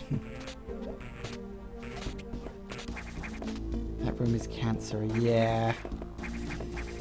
Yeah, some of the rooms, I mean, I was talking about this earlier, I'm not sure if you were in the room at the time, but there are definitely some rooms that are just better than others. Recharge me, thank you.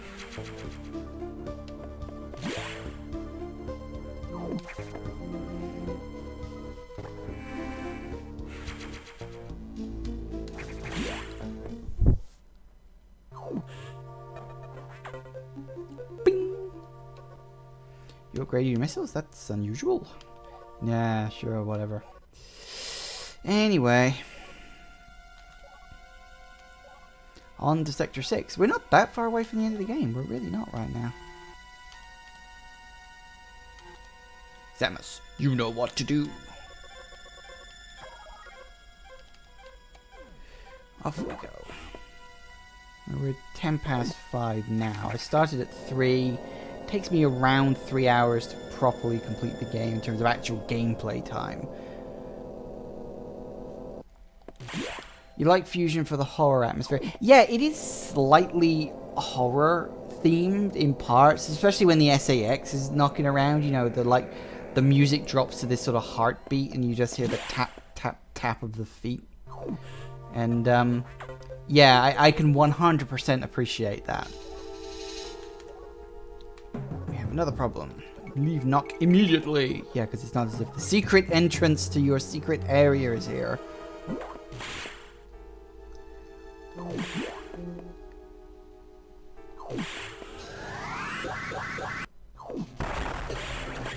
Yeah, I'll put it back. Oh, I'm getting tired. Ugh.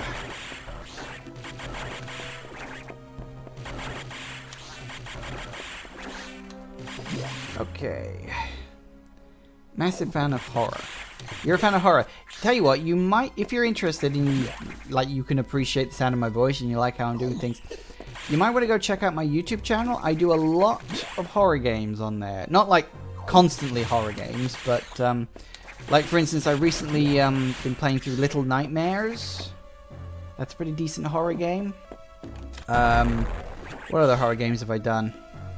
As I was saying to someone else in the chat earlier, I was one of the first people on YouTube, even over like the people who got famous for it, which it's still great to me that does. But I was one of the first people on YouTube to do a Let's Play of Amnesia: The Dark Descent, if you've ever played that.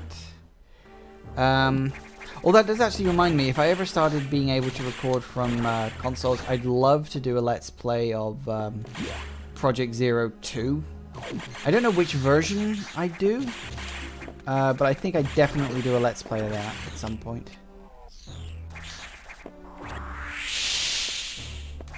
So, yeah, there you go. Project Zero 2, that's another one. And so, yeah, I don't specifically just do horror games, but I do tend to do them quite often. So I am a big fan of horror. What other horror games have I got? I got Resident Evil 2 on there, which I guess is technically debatable on how much of a horror game it actually is. Yeah, depending on your personal preferences on that kind of stuff, I suppose. Oh, no, that's right. I remember now. Project Zero / Fatal Frame, Silent Hill are like 10 out of 10. Yeah, some of this. I haven't actually done any Let's Plays of any of the Silent Hill games. Maybe if I can, again, record from a screen, and you know, we'll do that actually.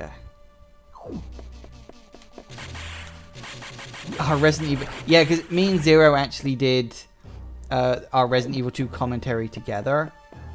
Warning. No entry without authorization. And for about 2/3 of the episodes,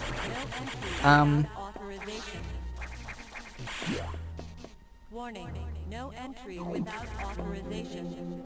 The commentary on the Resident Evil 2 Let's Play, Zero was using the wrong microphone, and I didn't realize, because I just thought, oh, that's just what his microphone sounds like. No, he was using the wrong, or his computer had registered the wrong microphone, and just, yeah, it was hilariously ballsed up.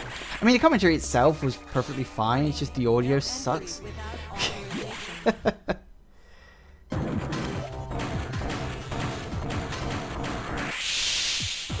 Whoa, jump, please.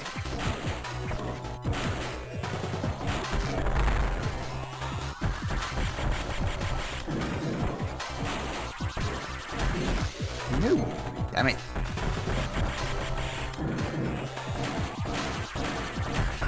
There you go.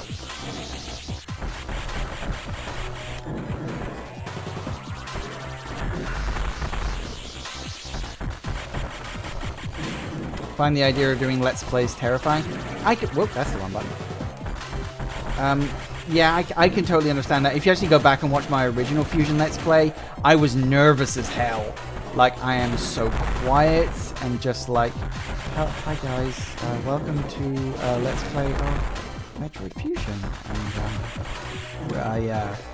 you know, I've been talking with a friend about this lately and thinks it would be a good idea for me to try. And yeah, and that's what I was like. I was just terrified. Eventually, I just sort of did it and just sort of hoped for the best with it.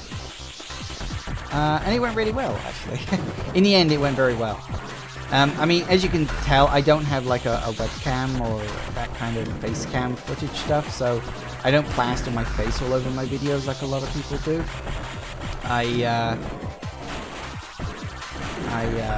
Come on, hurry up and die. Thank you.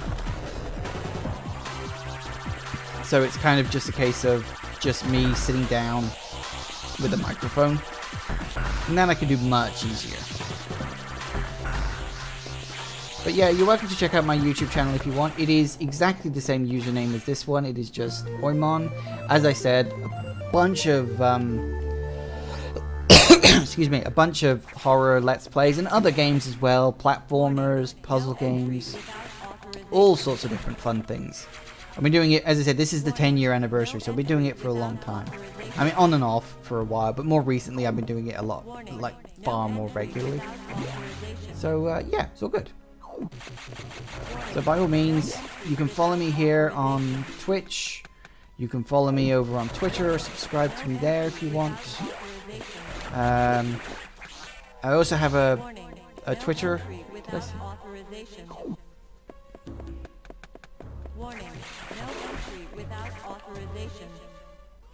Did you know there's no entry without authorization? Here's my authorization, bitch. Blast. No entry without authorization. No entry without authorization. Metroids. I do like the attention to detail in the background here, that you have like the other versions of them. Again, it's a nice touch. You miss You see, Zero posted that particular gag that I knew nothing about. So it was posted, the Franker Z thing, whatever the heck.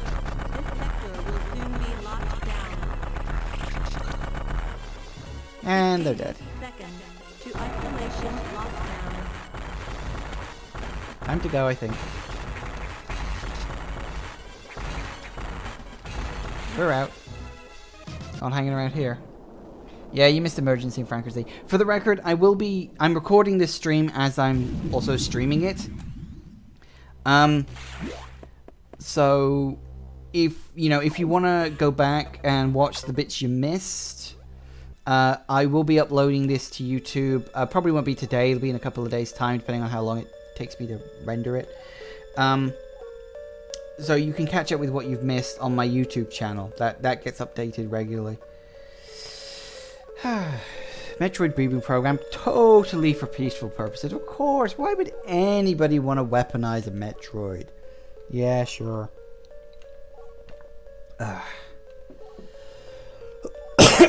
You see, this is the thing. This is one of the things. Everybody bitches and moans about Samus talking in Other M, and that's because the dialogue is terrible, the voice acting was really badly directed, and all that other stuff. I have no problem with this, with Samus speaking, as long as the dialogue is okay. That's the problem. That's what Other M did wrong. The dialogue was terrible.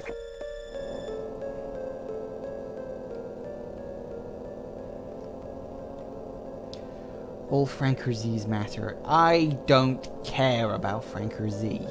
He can die in a fire for all I care. Actually, it's not that I don't care about him. I nothing him.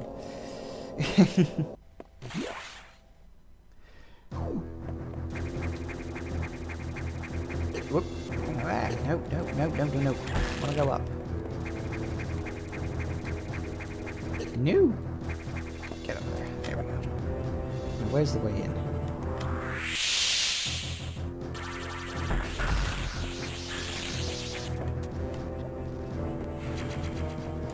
Pretty much just twill on Twitch after uni. Other aim is shit because they betrayed him terribly. Yeah, the portrayal was bad and the voice acting was terrible. That's ultimately it. Here's the thing though. What it really comes down to is kind of a cultural difference. You see, in Japanese culture, the way Samus is portrayed, that is her being strong and independent. But to Western culture, it's about her being boring. So it is very much a culture clash.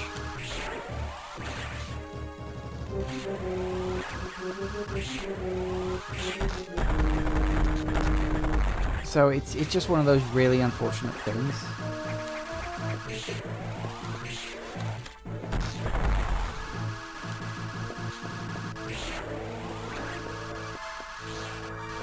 There we go. So yeah, I think it was basically a breakdown in communication and translation. I think that's really what it was. It's a save point here, isn't it? Yeah, I'm going to use that while I'm at it.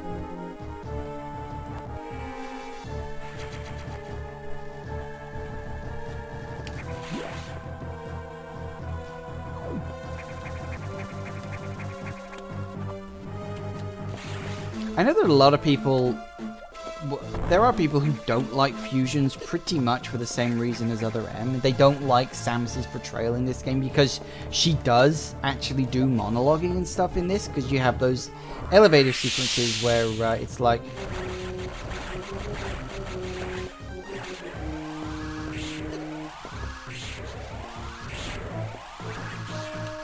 But I mean, personally, it never bothered me. Mostly, probably because, I mean, as I said, I didn't play... The only Metroid game I played before I played this one was 2. So, you know, I didn't have a vast, like, wealth of experience.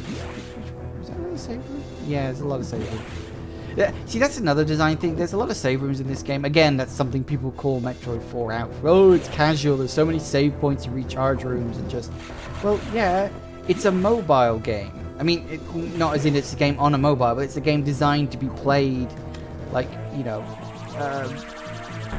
on the go. So they put a lot of save points and recharge rooms so to make sure that you can actually do stuff.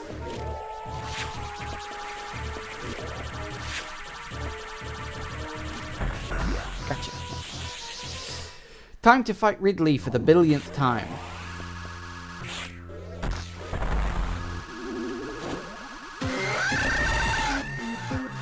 We may get a bit of slowdown here.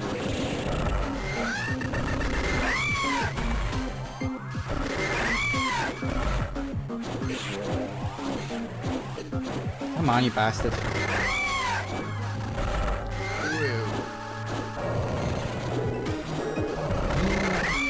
Slow down.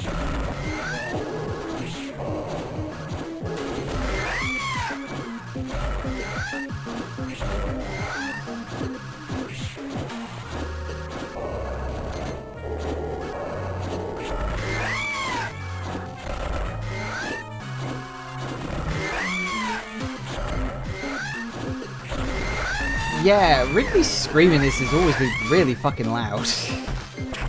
I guess they wanted it to really, like, sound quite like a scream on, you know, on the Game Boy Advance. Because the Game Boy Advance's audio wasn't brilliant. I mean, it was okay, but it wasn't, like, amazing. I was talking about this earlier, and about how the audio on the Game Boy Advance wasn't, like, the best. Yeah, and the diagonal charge shots does a hell of a lot of damage to him, so it's just fucking easier. Right. You see Zero, like I was saying to you last night, enemies in an area that are annoying to get past, and then you can wipe them out after you get the friggin... I literally just picked it up and I already can't remember it. Screw attack. Christ. Ugh. Brain no work today. Now, I've been doing this for nearly 2.5 hours. I'm getting tired.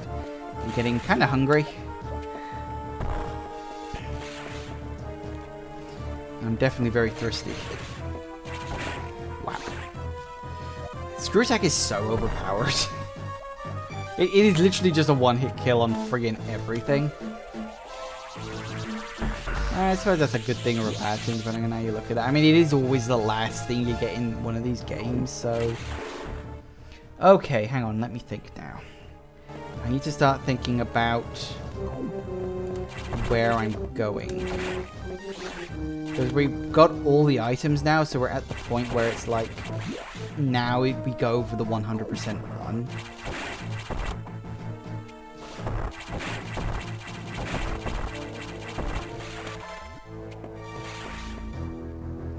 And I need to start remembering shit.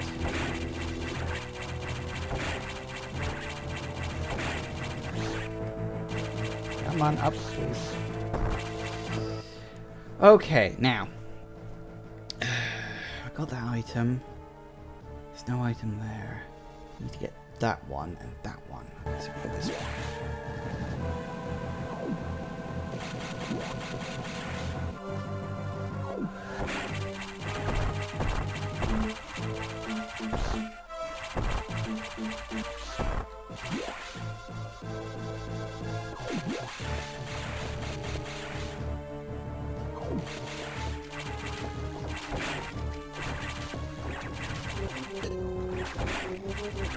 Come on.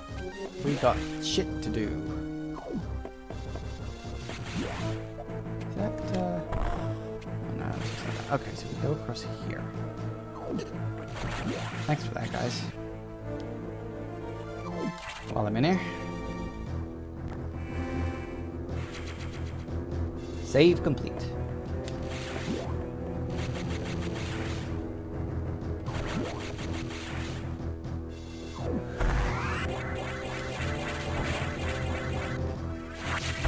Boom.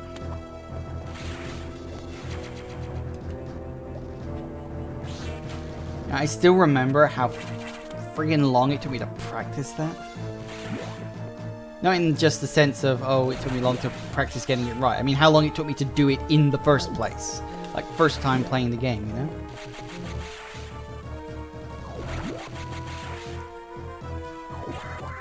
Ah, no. Crap. Ugh, that's the 360 controller fucking up. Okay, we can get it.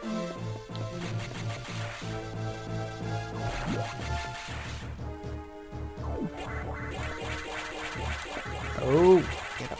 Ah! Okay, that was the space jump. Don't worry, guys, I get it. A couple of goes and I'll get it well enough.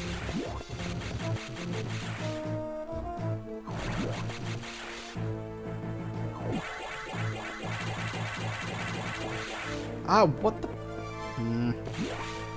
I think I can kiss that under 2 hours goodbye.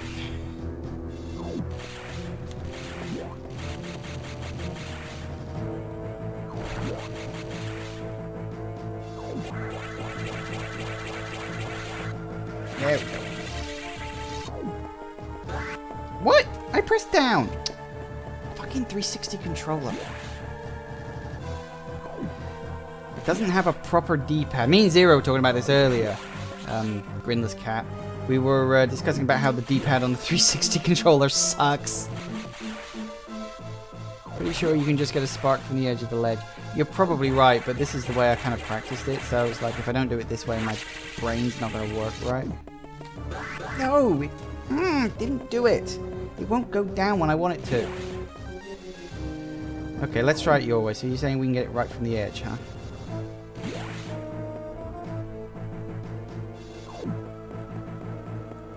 No, it's not going to work for me. I don't have enough practice with that. I'm going to do it the old-fashioned way. I could reset the game and just go back to the previous save, but I don't really want to do that.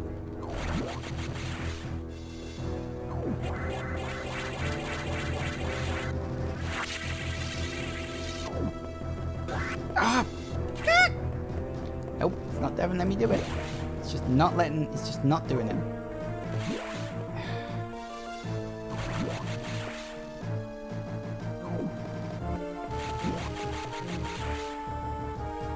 Did not take me this long last time I did this. Then again, that was a completely different 360 controller.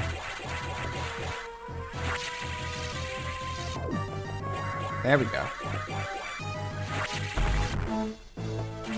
Maybe it's because I was trying to do it on the slope and it didn't like that very much. Right, okay, that's that done. Freaking finally.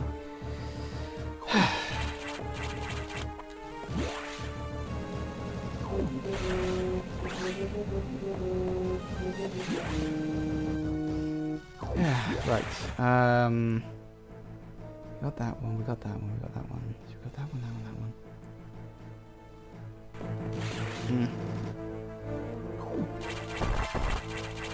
You See, and this is where it comes in. Because I've got a choice to make about which direction it is I actually am supposed to be going in.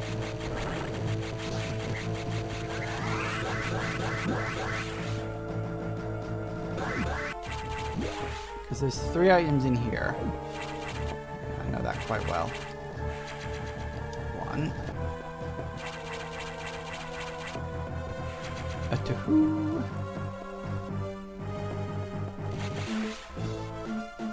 And 3.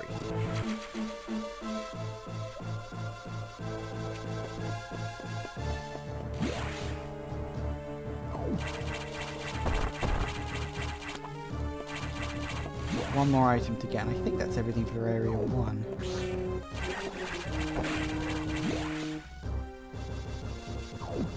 Right up here. Now, you see, this is where the choice comes in. Because in this room I'm in right now, there's a link to another sector. There's also a second link to another sector around here as well, and I can't remember which one it is I take. Hang on, let me just refresh my memory on which sector link this one actually is. So this one links to number 2. Is that the right one? Ah, God, I actually can't remember. Why they only give you 48 power bombs? I think it's just they had 250 missiles. They had the 20. They had the 20 life upgrades. So that was just what power bombs ended up going up to. I mean, why do they only give you 230 missiles in, you know, super? You know, it's just they have the 100% thing. So that's just what it goes to. Okay, so hang on, I need to think. Oh, bugger this. Hang on. 1 second, I'm going to look it up. It's go quiet for a minute. I got to look this up because otherwise I'm just not going to be able to remember this properly. Where are my Metroid maps? Where are my Metroid maps? The Metroid maps. Fusion. So it goes to 2, from 2. Go to 4. From 4 we go to... Oh, we go to 3. And 3 to 5, 5 to 4, 4 to 6. But what about 2? Hang on. 4 to 6. 6 is the last one. So is it? Did we go to 4 to 6? From 1 to 2 to 4 to 5, and then back to 4 again. No, that doesn't work. I genuinely can't remember this now, guys. I am actually completely at a loss. So let's see if I can trigger the memory of where I end up. Could have been that. And then we go to 5, which is that one. See, that doesn't feel right to my mind. We go to 4. Oh, from 4 we can go to 2. Okay, I think I'm pretty sure it was the other one, so we'll go there and do that. Okay, never mind. I can't remember what I did. I could go and look up one of my own videos, but that would be pretty weird. Oh, come on, let me down. Thank you. Sorry about that quiet moment. I just really... That's been bugging me since I forgot to do it, and I'm an idiot. Call me out on that, whatever. Pretty sure it's this way.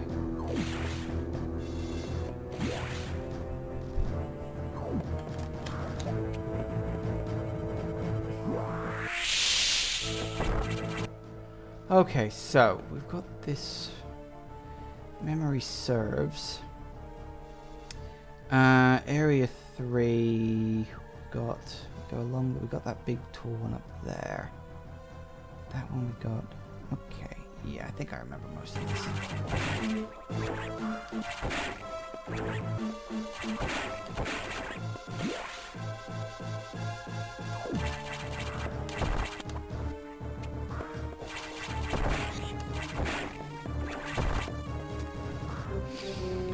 You don't use power bombs in Fusion. No, you don't use... To be honest, you don't really use your stuff that much in general, really. I mean, Fusion's alright, I guess, but you really don't use your stuff all that often. So we go... Yeah, we've got a couple over there to get.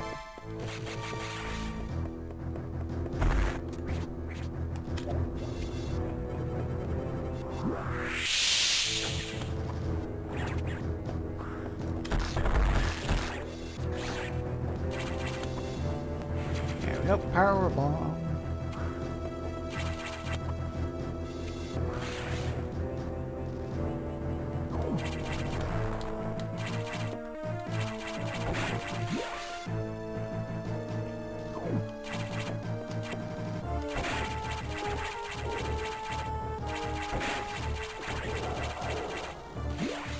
One thing I always did notice, and I always sort of wondered if it was like a deliberate design choice, that the when you're using the space jump, you actually move like slower than when you're just running normally. I always wondered if that was like a deliberate choice to not make it feel like overpowered or something. I don't know. I always sort of noticed that. One of those weird things. Okay, so we got that. Pretty sure. So now we go this way. Just dragging this out of the depths of my memory.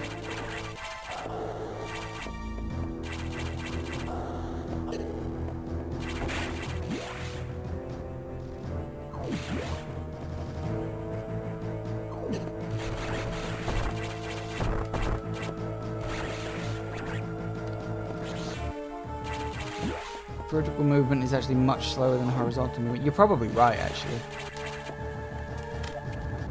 Oh, that's right. You're going from the other side, don't you? I remember now. You get an energy tank. And you get some missiles.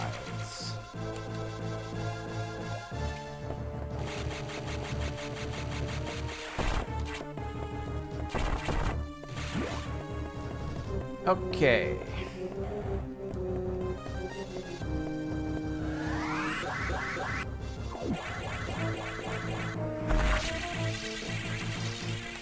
One.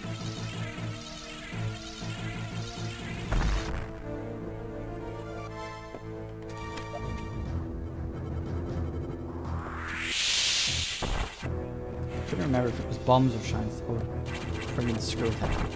It was screw attacking. Why fusion runs have a huge focus on cancelling jumping animations and minimizing jumping to save frames. Oh, I didn't know that. Well, there you go. The more you know.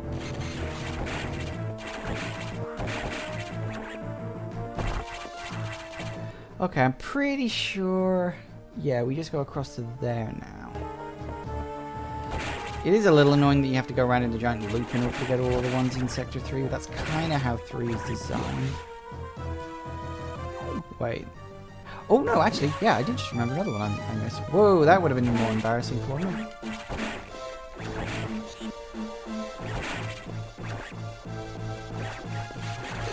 Oh, fuck you.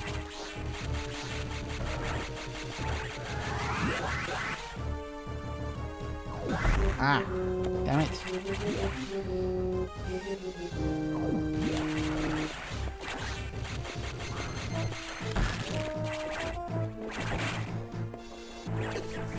Come on. Oi! What are the enemies? Go away. No! Ah, you did it again! It will not stop.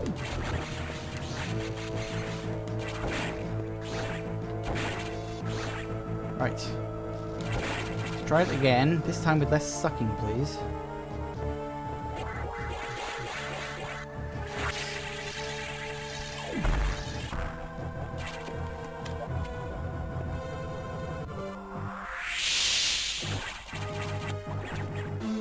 Woo! Good job I remembered about that one. Example, if you use a charge shot to break jumping animations by releasing charge, slot faster than any animation can on that. Really? Huh. I did not know that. Like I said, I've never really been big into the whole speedrunning culture. No, it's down one. So I don't really know a lot of the tricks that people use. So it's just one of those things, I guess.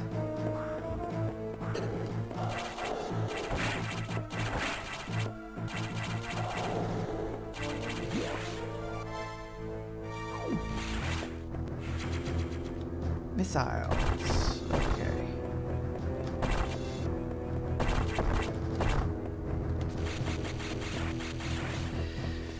Right.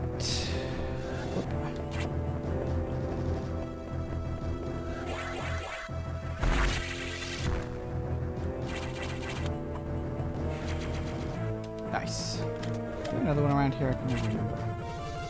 I think that was.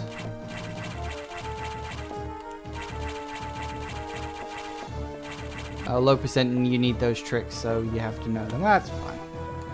Now, somewhere around here. Where are you? There you are.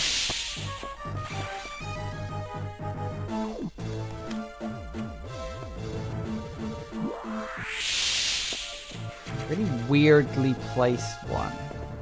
Like, that's a tricky one if you're not careful. Where are we? Okay, so we're in Sector 5. Oh, excuse me. Need to get comfortable again. Okay, so we got those two, we got those ones, we got that one there, that one.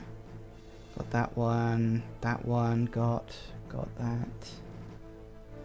We got most of the ones in Sector 5? I thought there was always a couple we didn't get. We got that one, that one, that one, that one, that one. I might actually, I might already have all the ones in Sector 5, but I need to go through it in order to get to Sector 4, so...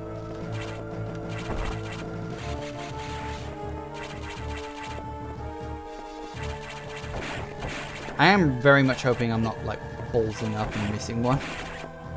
I'm pretty sure I think I've got all of them. Because I got a couple now, like I usually get, like on later runs. So there's that one. Yeah, I think I got all of them. Yay!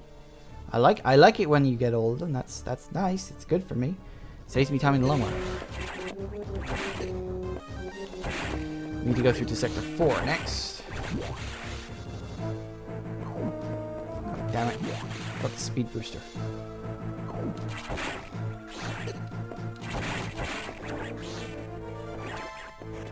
And this is why I'm not going to get under 2 hours.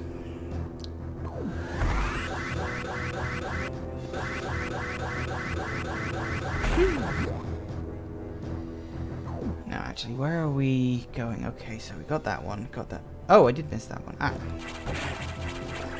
You know, I knew there was something in that room when I went through it earlier.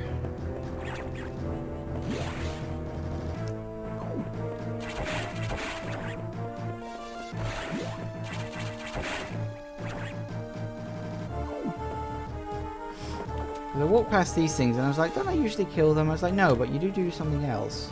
And I honestly couldn't remember what it was.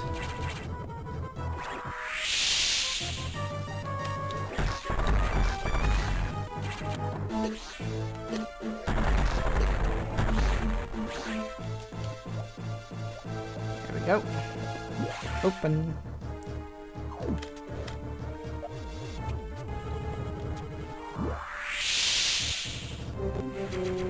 Another energy tank.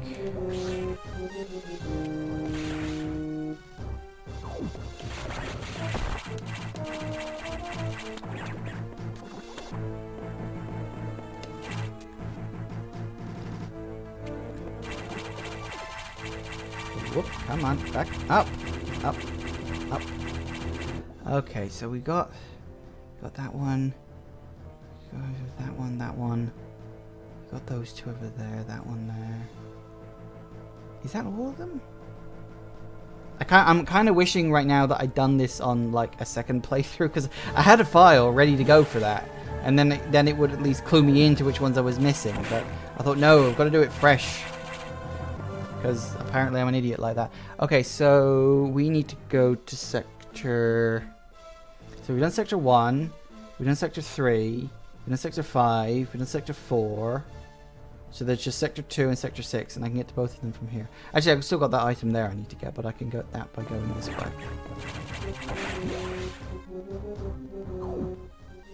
Yeah, because I got that. Yeah, so it's just that one that's actually on the map there. Okay, yeah, I can do that. Actually, which way is going to be quickest to get to that? If I can just go up.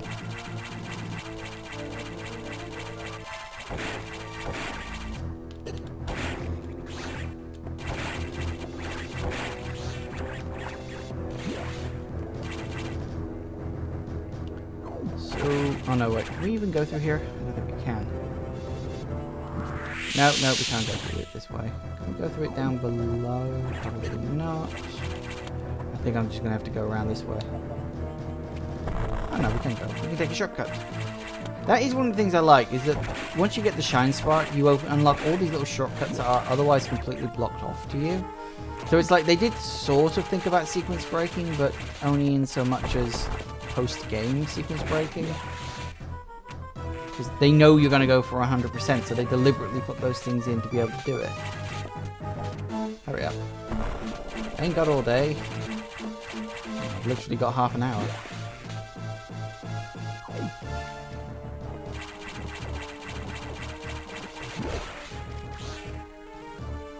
Right. Okay.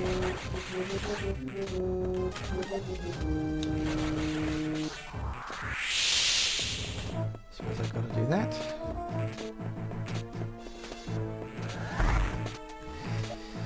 Yeah, it is kind of weird when you look at like Metroid 3 and how that game is practically designed from the ground up for you to be able to sequence break. Like there are so many obvious places where you can sequence break in the game that you have to think, yeah, the developers knew. Like they must surely have known about that. So it's like, okay, so they knew about the sequence breaks and they left them in, or they specifically designed it that way and put them in themselves. So it is that sort of weird thing. And then in this game, it's like, no, we have our limits, we have our narrative, and you're going to follow that. And it is very strange sort of design philosophy that would just change in the way that it does.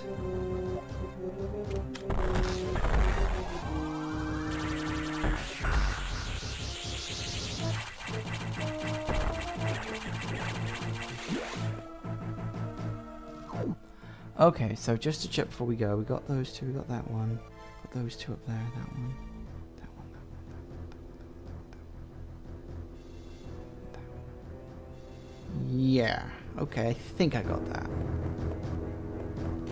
I'm probably going to get to the end and be like, no, I missed one. And I'm all going to be really annoyed and angry at myself.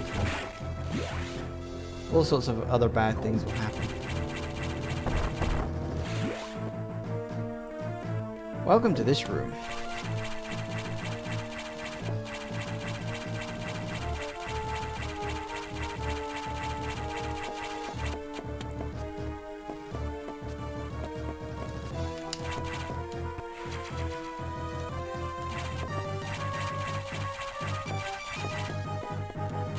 Damn it.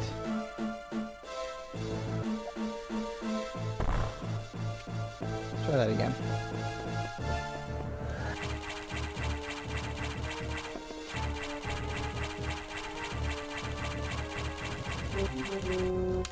Yeet. Come on, get up there. New. Ah, crap. Once more with feeling. Twice more, it would seem.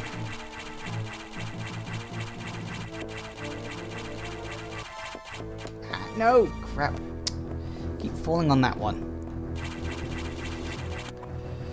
See, this is what I mean when I say I'm not as good as I used to be. Like, I used to be able to clear this room, like, first time. Hands down. Absolutely. No questions. Absolutely. Perfectly. Shit.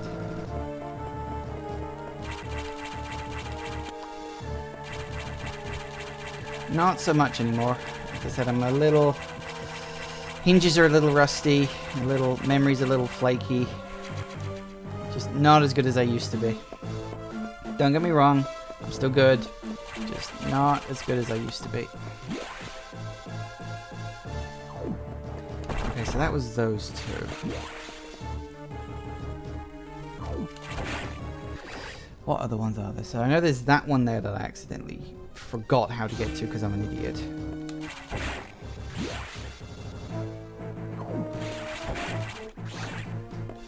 And I know there's the two in that large room beyond the high jump boss. So I've got that room there, and that room there. Were there any others? I'm looking at this. I'm Yeah, there's that room there as well. Okay. So we go straight down. And through here.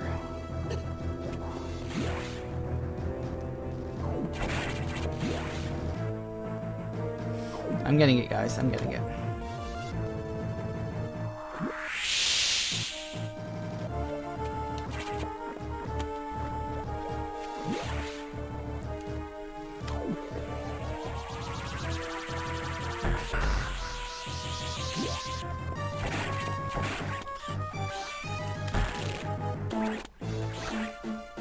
If I remember rightly, this room is actually much harder without.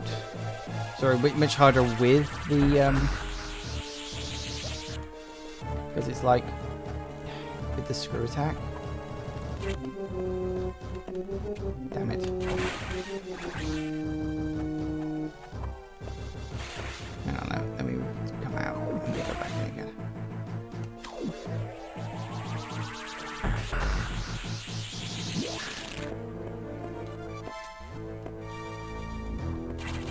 Woo! There you go.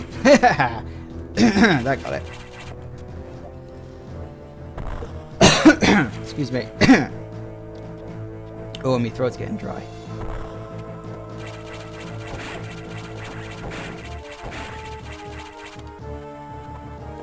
So that's that one.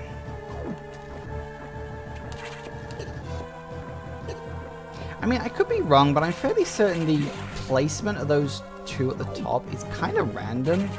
So you kind of have to hope to the gods of the RNG that you'll be able to pull that off.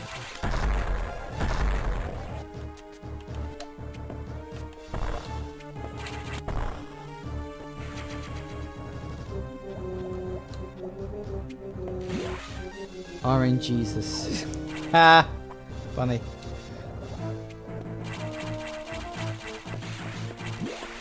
That joke's too good to be one of yours. Okay, so we got that one, got that one, that one. Yeah, we need to go in from above. Gee, thanks. No, not gee, thanks. Jesus. See, that joke's totally bad enough to be one of mine. Have I gone the wrong way? Yes, I went the wrong way. Shit.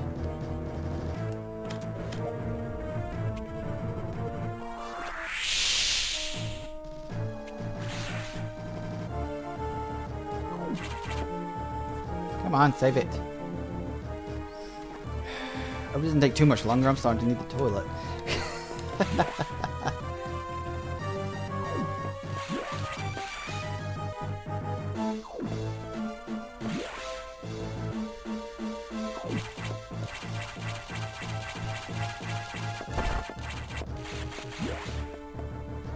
Look, it's your favorite room.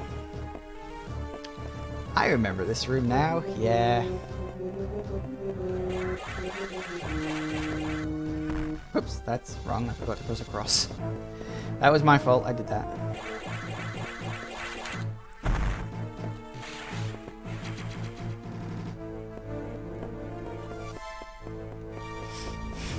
Just giant ew. So what, do you not like this room because of the way it looks, or do you not like this room because of what's in it?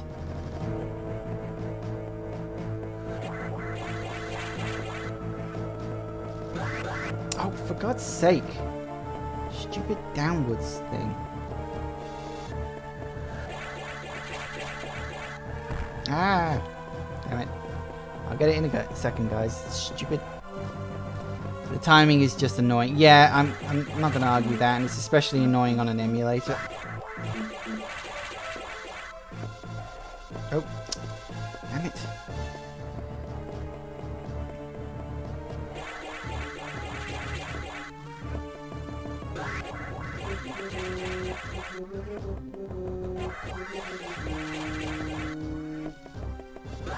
Oh, for God's sake.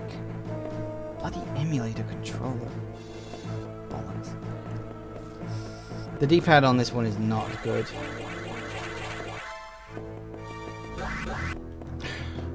I am literally pressing down as hard as possible and it's just not having it. Nope, okay, hang on.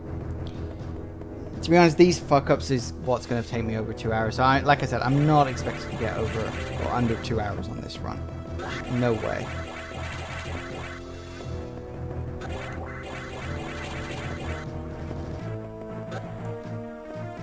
Switch to the keyboard. That's... Do I even have keyboard controls for this? Hang on, what did I have it? I don't think I got keyboard controls registered. I'm not sure what they'd even be. No, I ain't got the keyboard registered.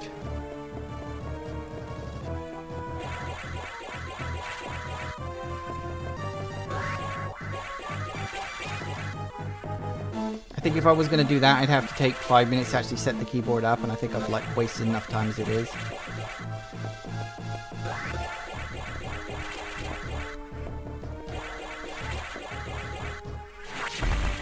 Good enough.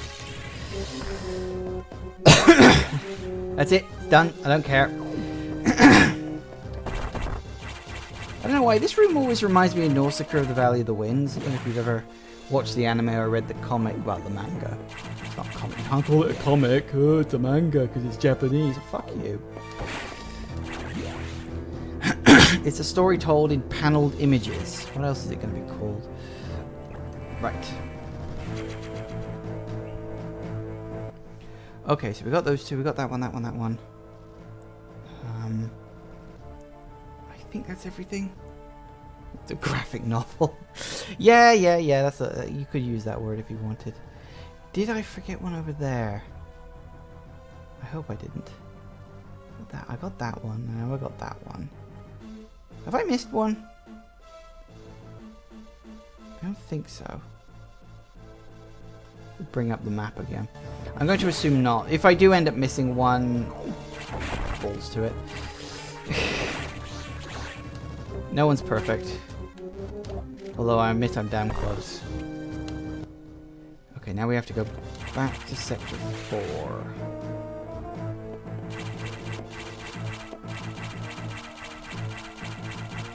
We got 256. So we got 250 missiles.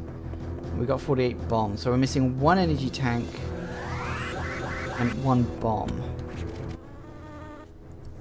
That being the case... No, it can't... No, wait. How many bombs is it? Is it 52 bombs? Where the hell am I even going? I've completely lost track of the direction. It's 52 bombs, isn't it? I know it's 250 missiles, 20 energy tanks. How many power bombs is it? Like the total number that you get.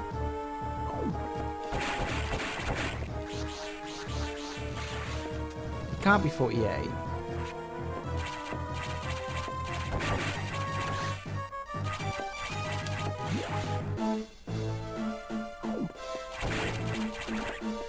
Because I know for a fact I've got at least another 2 items to pick up. In fact, no, technically I've got... I know for a fact I've got 4 more items to pick up, I should say. That's why I'm thinking...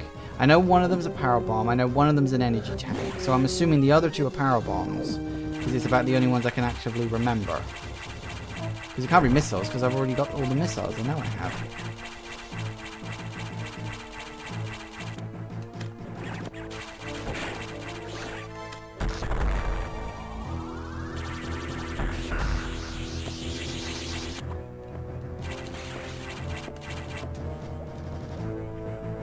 Yeah, I know that's how many actual pickups there are. I'm saying what's the maximum amount of power bombs you end up with in the game? Like, what's the actual number?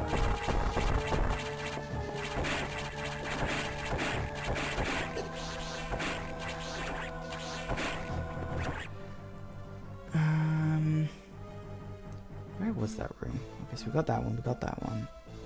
Got that one, that one, that one.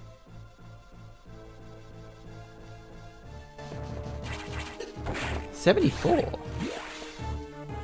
That can't be right.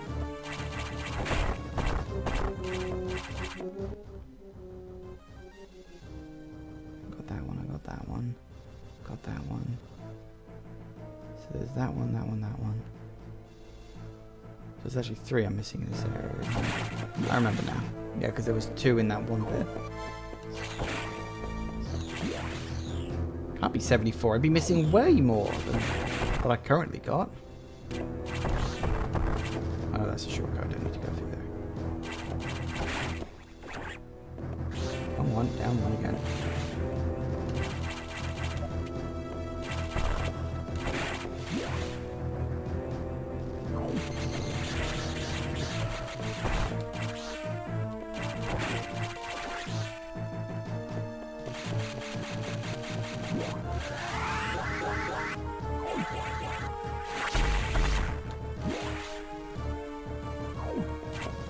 Oh, this room.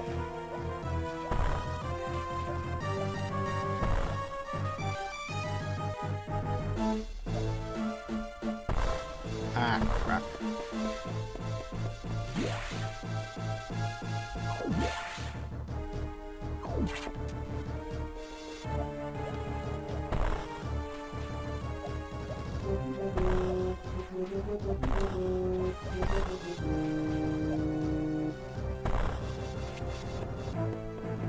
Nice.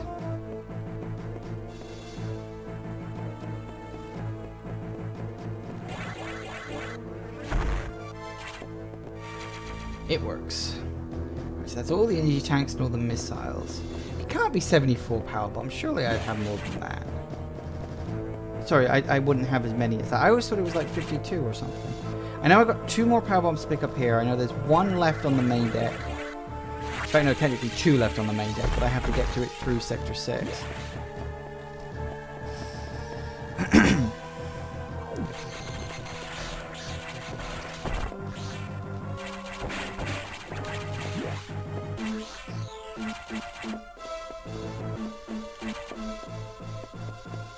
We'll see what happens.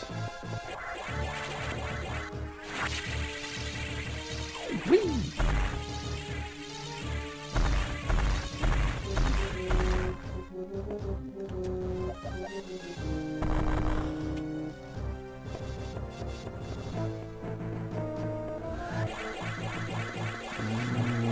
There?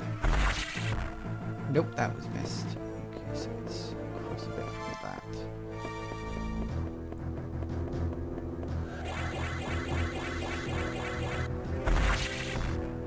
Nope. Almost. Almost.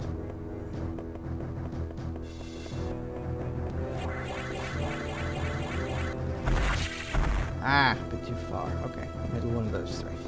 I can get this.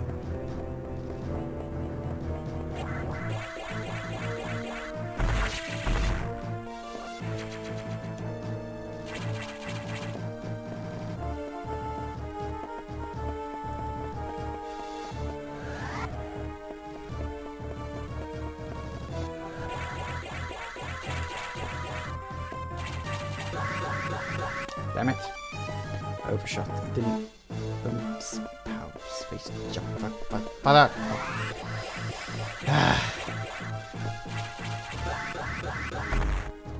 You know what? Good enough.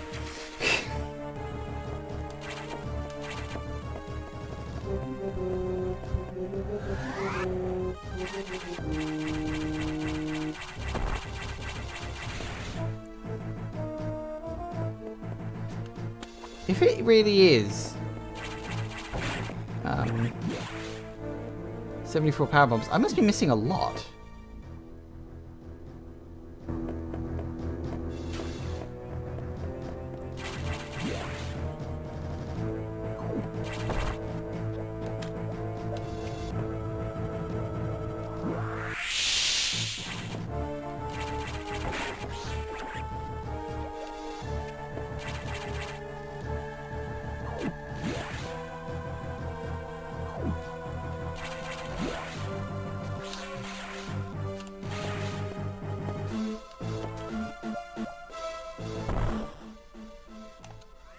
Status. Oh no, I've got 66. Why wasn't my thing increasing then? Oh, that's annoying. Okay, so I've got 66. That means... so that means if it's 74, that means I'm missing 8. Doesn't it?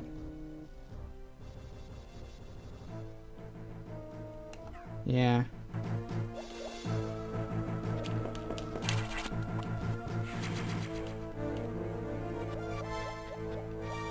It's 2 per pickup, isn't it? Pretty sure it is. So that's... Yeah, 68 now. So it's 74. So that's... So hang on, so I've got one. So I've got that one there. I've got that one there. I've got 68. 62. Which means I am missing one somewhere. That'll take it up to 70, 72. So have I missed one somewhere?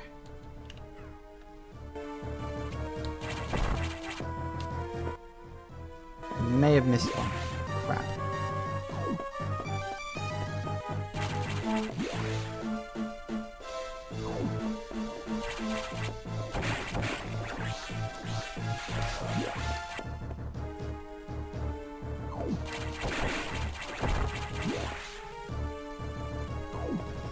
Yeah, there's 3 more. I know where 2 of them are. Off the top of my head. And unless I'm completely... like losing it.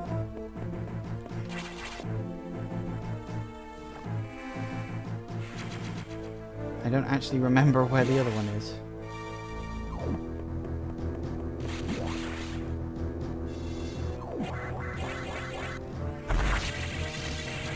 There's one.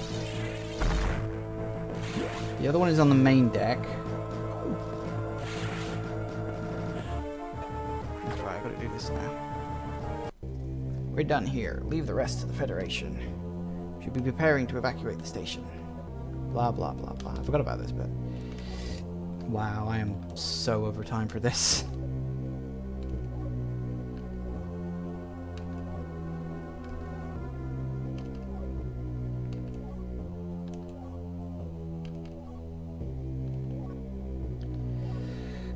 Come on, let's get this over with.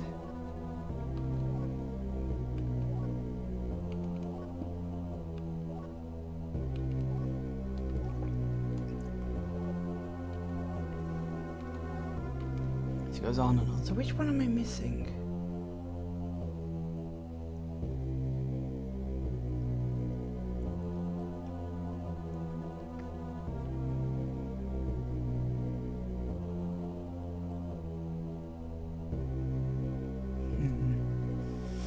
I'm actually trying to think right now which one I might have missed. And I honest to God can't remember.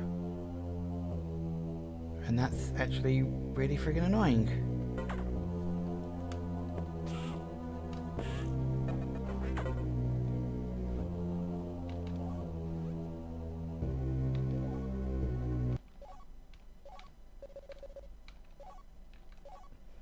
Plot twist!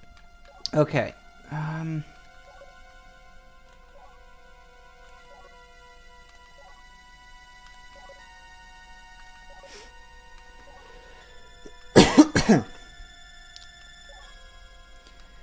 Doesn't the plot just go on and on? Can I point out I've been doing this for over 3 hours now. I am so tired. I am very hungry. And the longer this takes, the longer my dinner's gonna be delayed. I honestly thought I could have done this in 3 hours. I mean, I did it in 3 hours on the previous one, so I don't know. I thought I'd kind of be finished by now. Eee. Surprise! Did I get the one near Frozen Ridley? He made a sacrifice for her. Someone should make a game about that. Funny! Did I get the one near Frozen Ridley? Which one near Frozen Ridley? Looking at this... Hang on a second, let me just pull up my map. There, okay. Okay, so looking at the ones... So I've got that one. One in the middle of the screen now is the one I know I'm missing. I know for a fact I'm missing that one. I got that one. I got that one. I see which one I missed.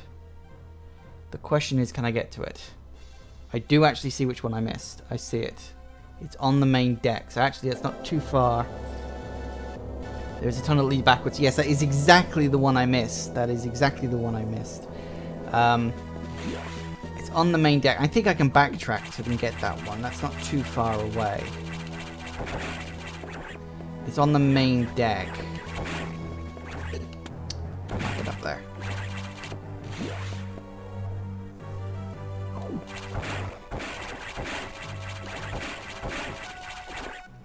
Let me just... Yes, that would be the last one. Okay, brilliant. Thank you. Yes, it was... So, yes, it was the one on the main deck I missed. I was probably just thinking of other things at the time. This is the thing when you're doing, like, live streaming or Let's Playing, because I'm busy focusing on other stuff. Half my brain is somewhere else. I'm also trying to rush through the game slightly, because I want to get this done and over with. I don't know why this ended up taking me longer. I mean... Shouldn't have taken me that much longer, really, should it?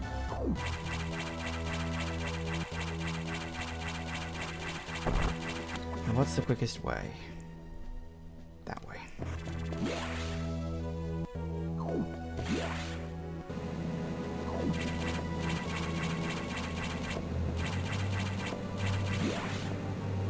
Right.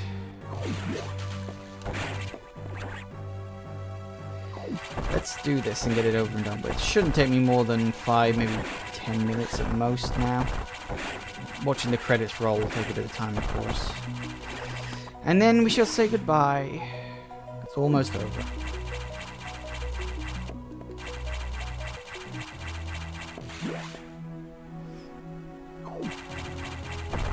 I suppose I did take a 5-minute break when I was looking which direction to go into. Yeah, we'll go this way. Let's recharge. There we go. Make a save now.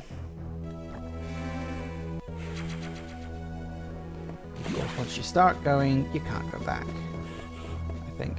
I don't know, actually. Maybe you can.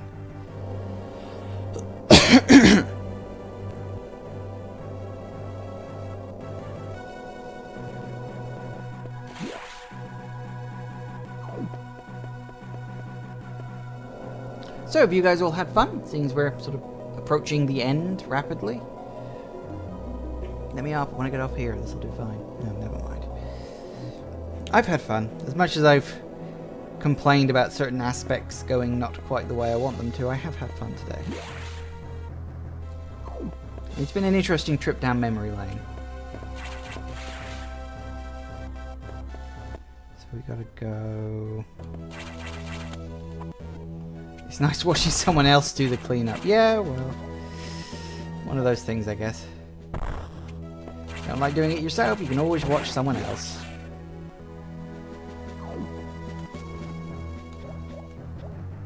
Come on, and you go. Usually that's the last one I pick up. But because I forgot about that one, I'm going to have to go and get that now. It's not too far away, fortunately. At least it wasn't in like one of the other... Ah. Shit. I don't know if I can get to it.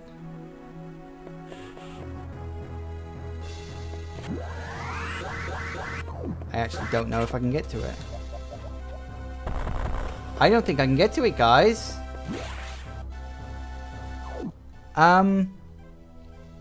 If I can't get into that room, I can't get to it. Fuck. I'd have to reverse out of Sector 2. Fuck. I don't have time for that. I'm just gonna have to accept 99%. I cannot believe I balls that up. Ah, no, that's really annoying. Oh, man. I thought that door was, like, open. I thought you could just go there. Why would they close that down? Yeah, back to loot through... Yeah, I literally do not have time to do that.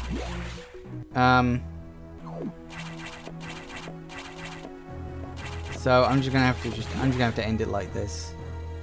That's annoying, but there's literally nothing I can do about it. I mean, okay, there is something I can do about it, but there's nothing I want to do about it. Because I literally just don't have time to be messing around doing that.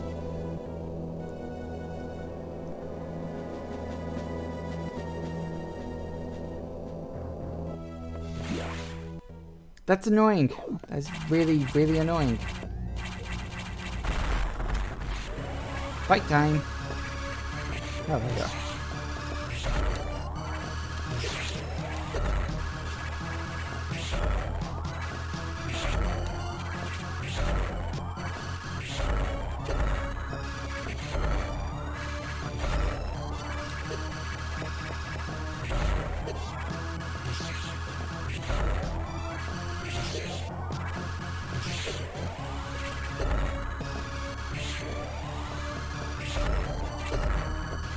It's fine, I got it.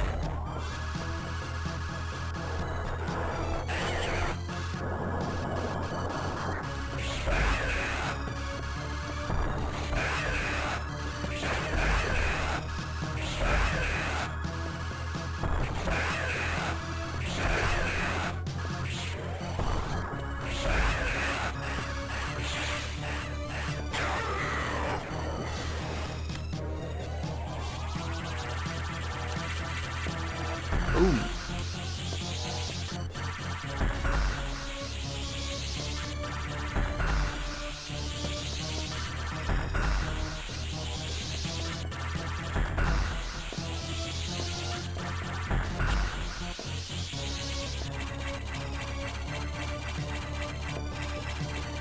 Open the door, please. Thank you. Right, let's end it. It's only 99%, but balls. Propulsion sequence activated. Time to go. Destination planet SR-388. Propulsion sequence activated. Destination planet SR. Always got to end with a countdown. Actually, thinking about it, how many Metroid games actually do end with a countdown? You got 1, you got 3, you got this. Prime 2 does, Prime 1 doesn't, Prime 3 doesn't. Hunters doesn't, I think.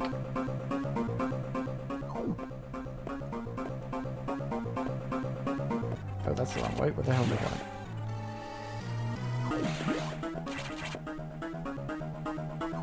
going? Prime 1 starts with a countdown, yeah. No, Zero Mission does twice, technically. But yeah, Zero Mission does. Samus Returns doesn't, no.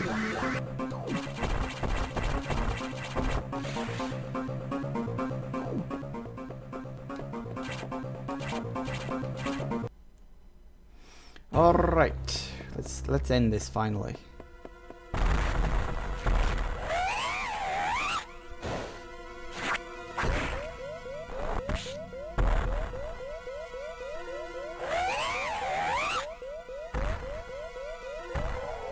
Hello.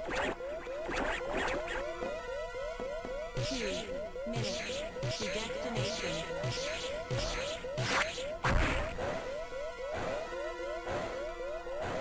Can I go up, please? Thank you.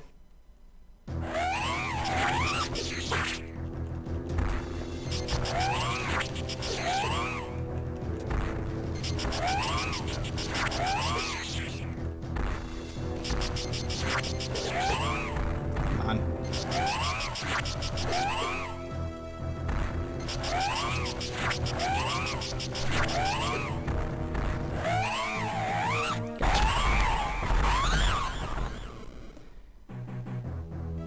It's a decent fight. I like that. It's a good way to end the game, I think.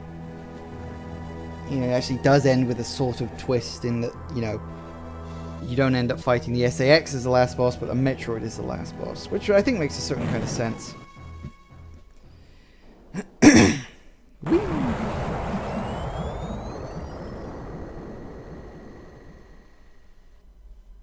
Yay, success!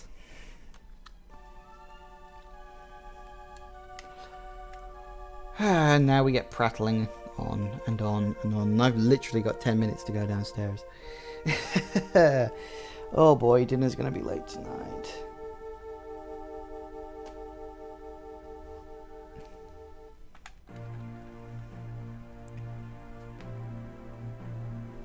Larger twist is that the animals you rescue are almost certainly ex-parasites.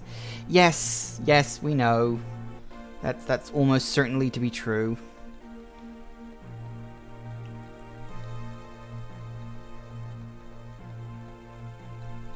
I mean, maybe, maybe not. I don't know. I mean, I always sort of felt that, like, Metroid 5 should continue, like, Samus's story dealing with the X, because it is kind of implied there are X parasites on other places, that like maybe SR388 isn't their origin planet. But I don't know if that would be too similar to what they did with Prime, but being like, oh, there's an origin planet for the Phazon, oh, there's an origin planet for the X, and there's an origin planet for the Metroids, and all that other stuff. Actually, strictly speaking, there isn't an origin planet for the Metroids. There's a planet where they were grown, but that's about it.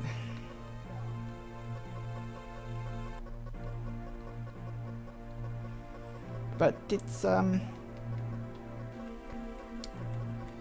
Metroid Legacy. Yeah, perhaps.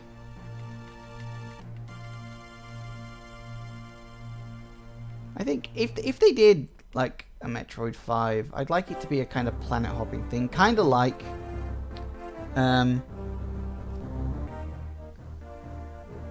you know, because what you could do is you could easily have it like where you're hopping from Chozo Ruin to Chozo Ruin, and it could be a good way to sort of bring more information about the Chozo into the actual thing, because we don't know a lot about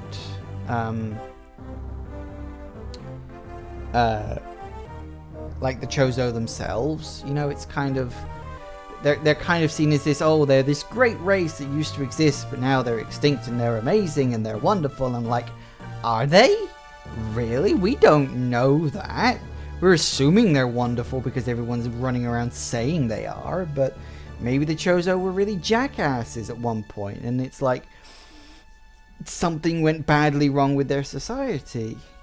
Yeah, and I see the manga. I know Metroid had a manga, and you do learn a bit about the Chozos from that, but its canonicity is questionable. I don't know like how canon it is, so I mean, Samus knows about a couple of the Chozo. She wasn't raised by the Chozo. She was raised by the last of the Chozo. You know, so again, it's like the timeline's a little muddled because the manga has kind of one timeline, and like the games kind of have another in exactly, because like Samus's backstory in and of itself is vague. I mean, even if you add in other M as being canon, then, you know, even then, you know, a lot of Samus's past is vague. You know, bits and pieces. You know, she was born on, was it KL2? I want to say the planet was called, or K2L. So that's the thing.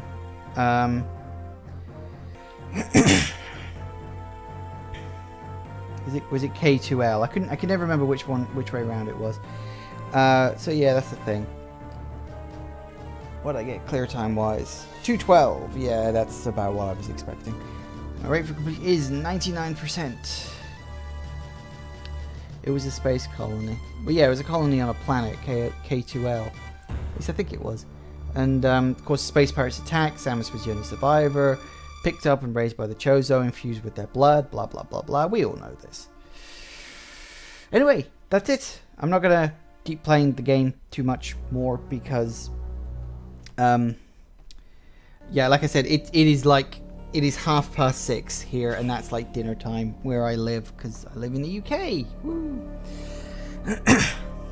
Was it a colony? I thought it was actually on the planet itself.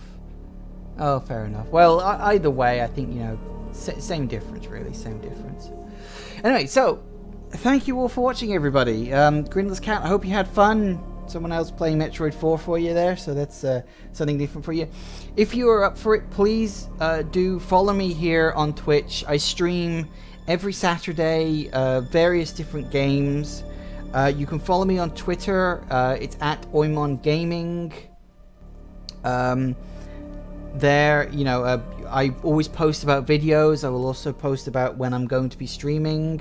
You can also follow me on YouTube. Again, just same username as I've got here. It's just Oimon on YouTube. I post daily Let's Play videos there. So by all means, follow me on any one of those three places. All three, if you're feeling very generous. Yeah.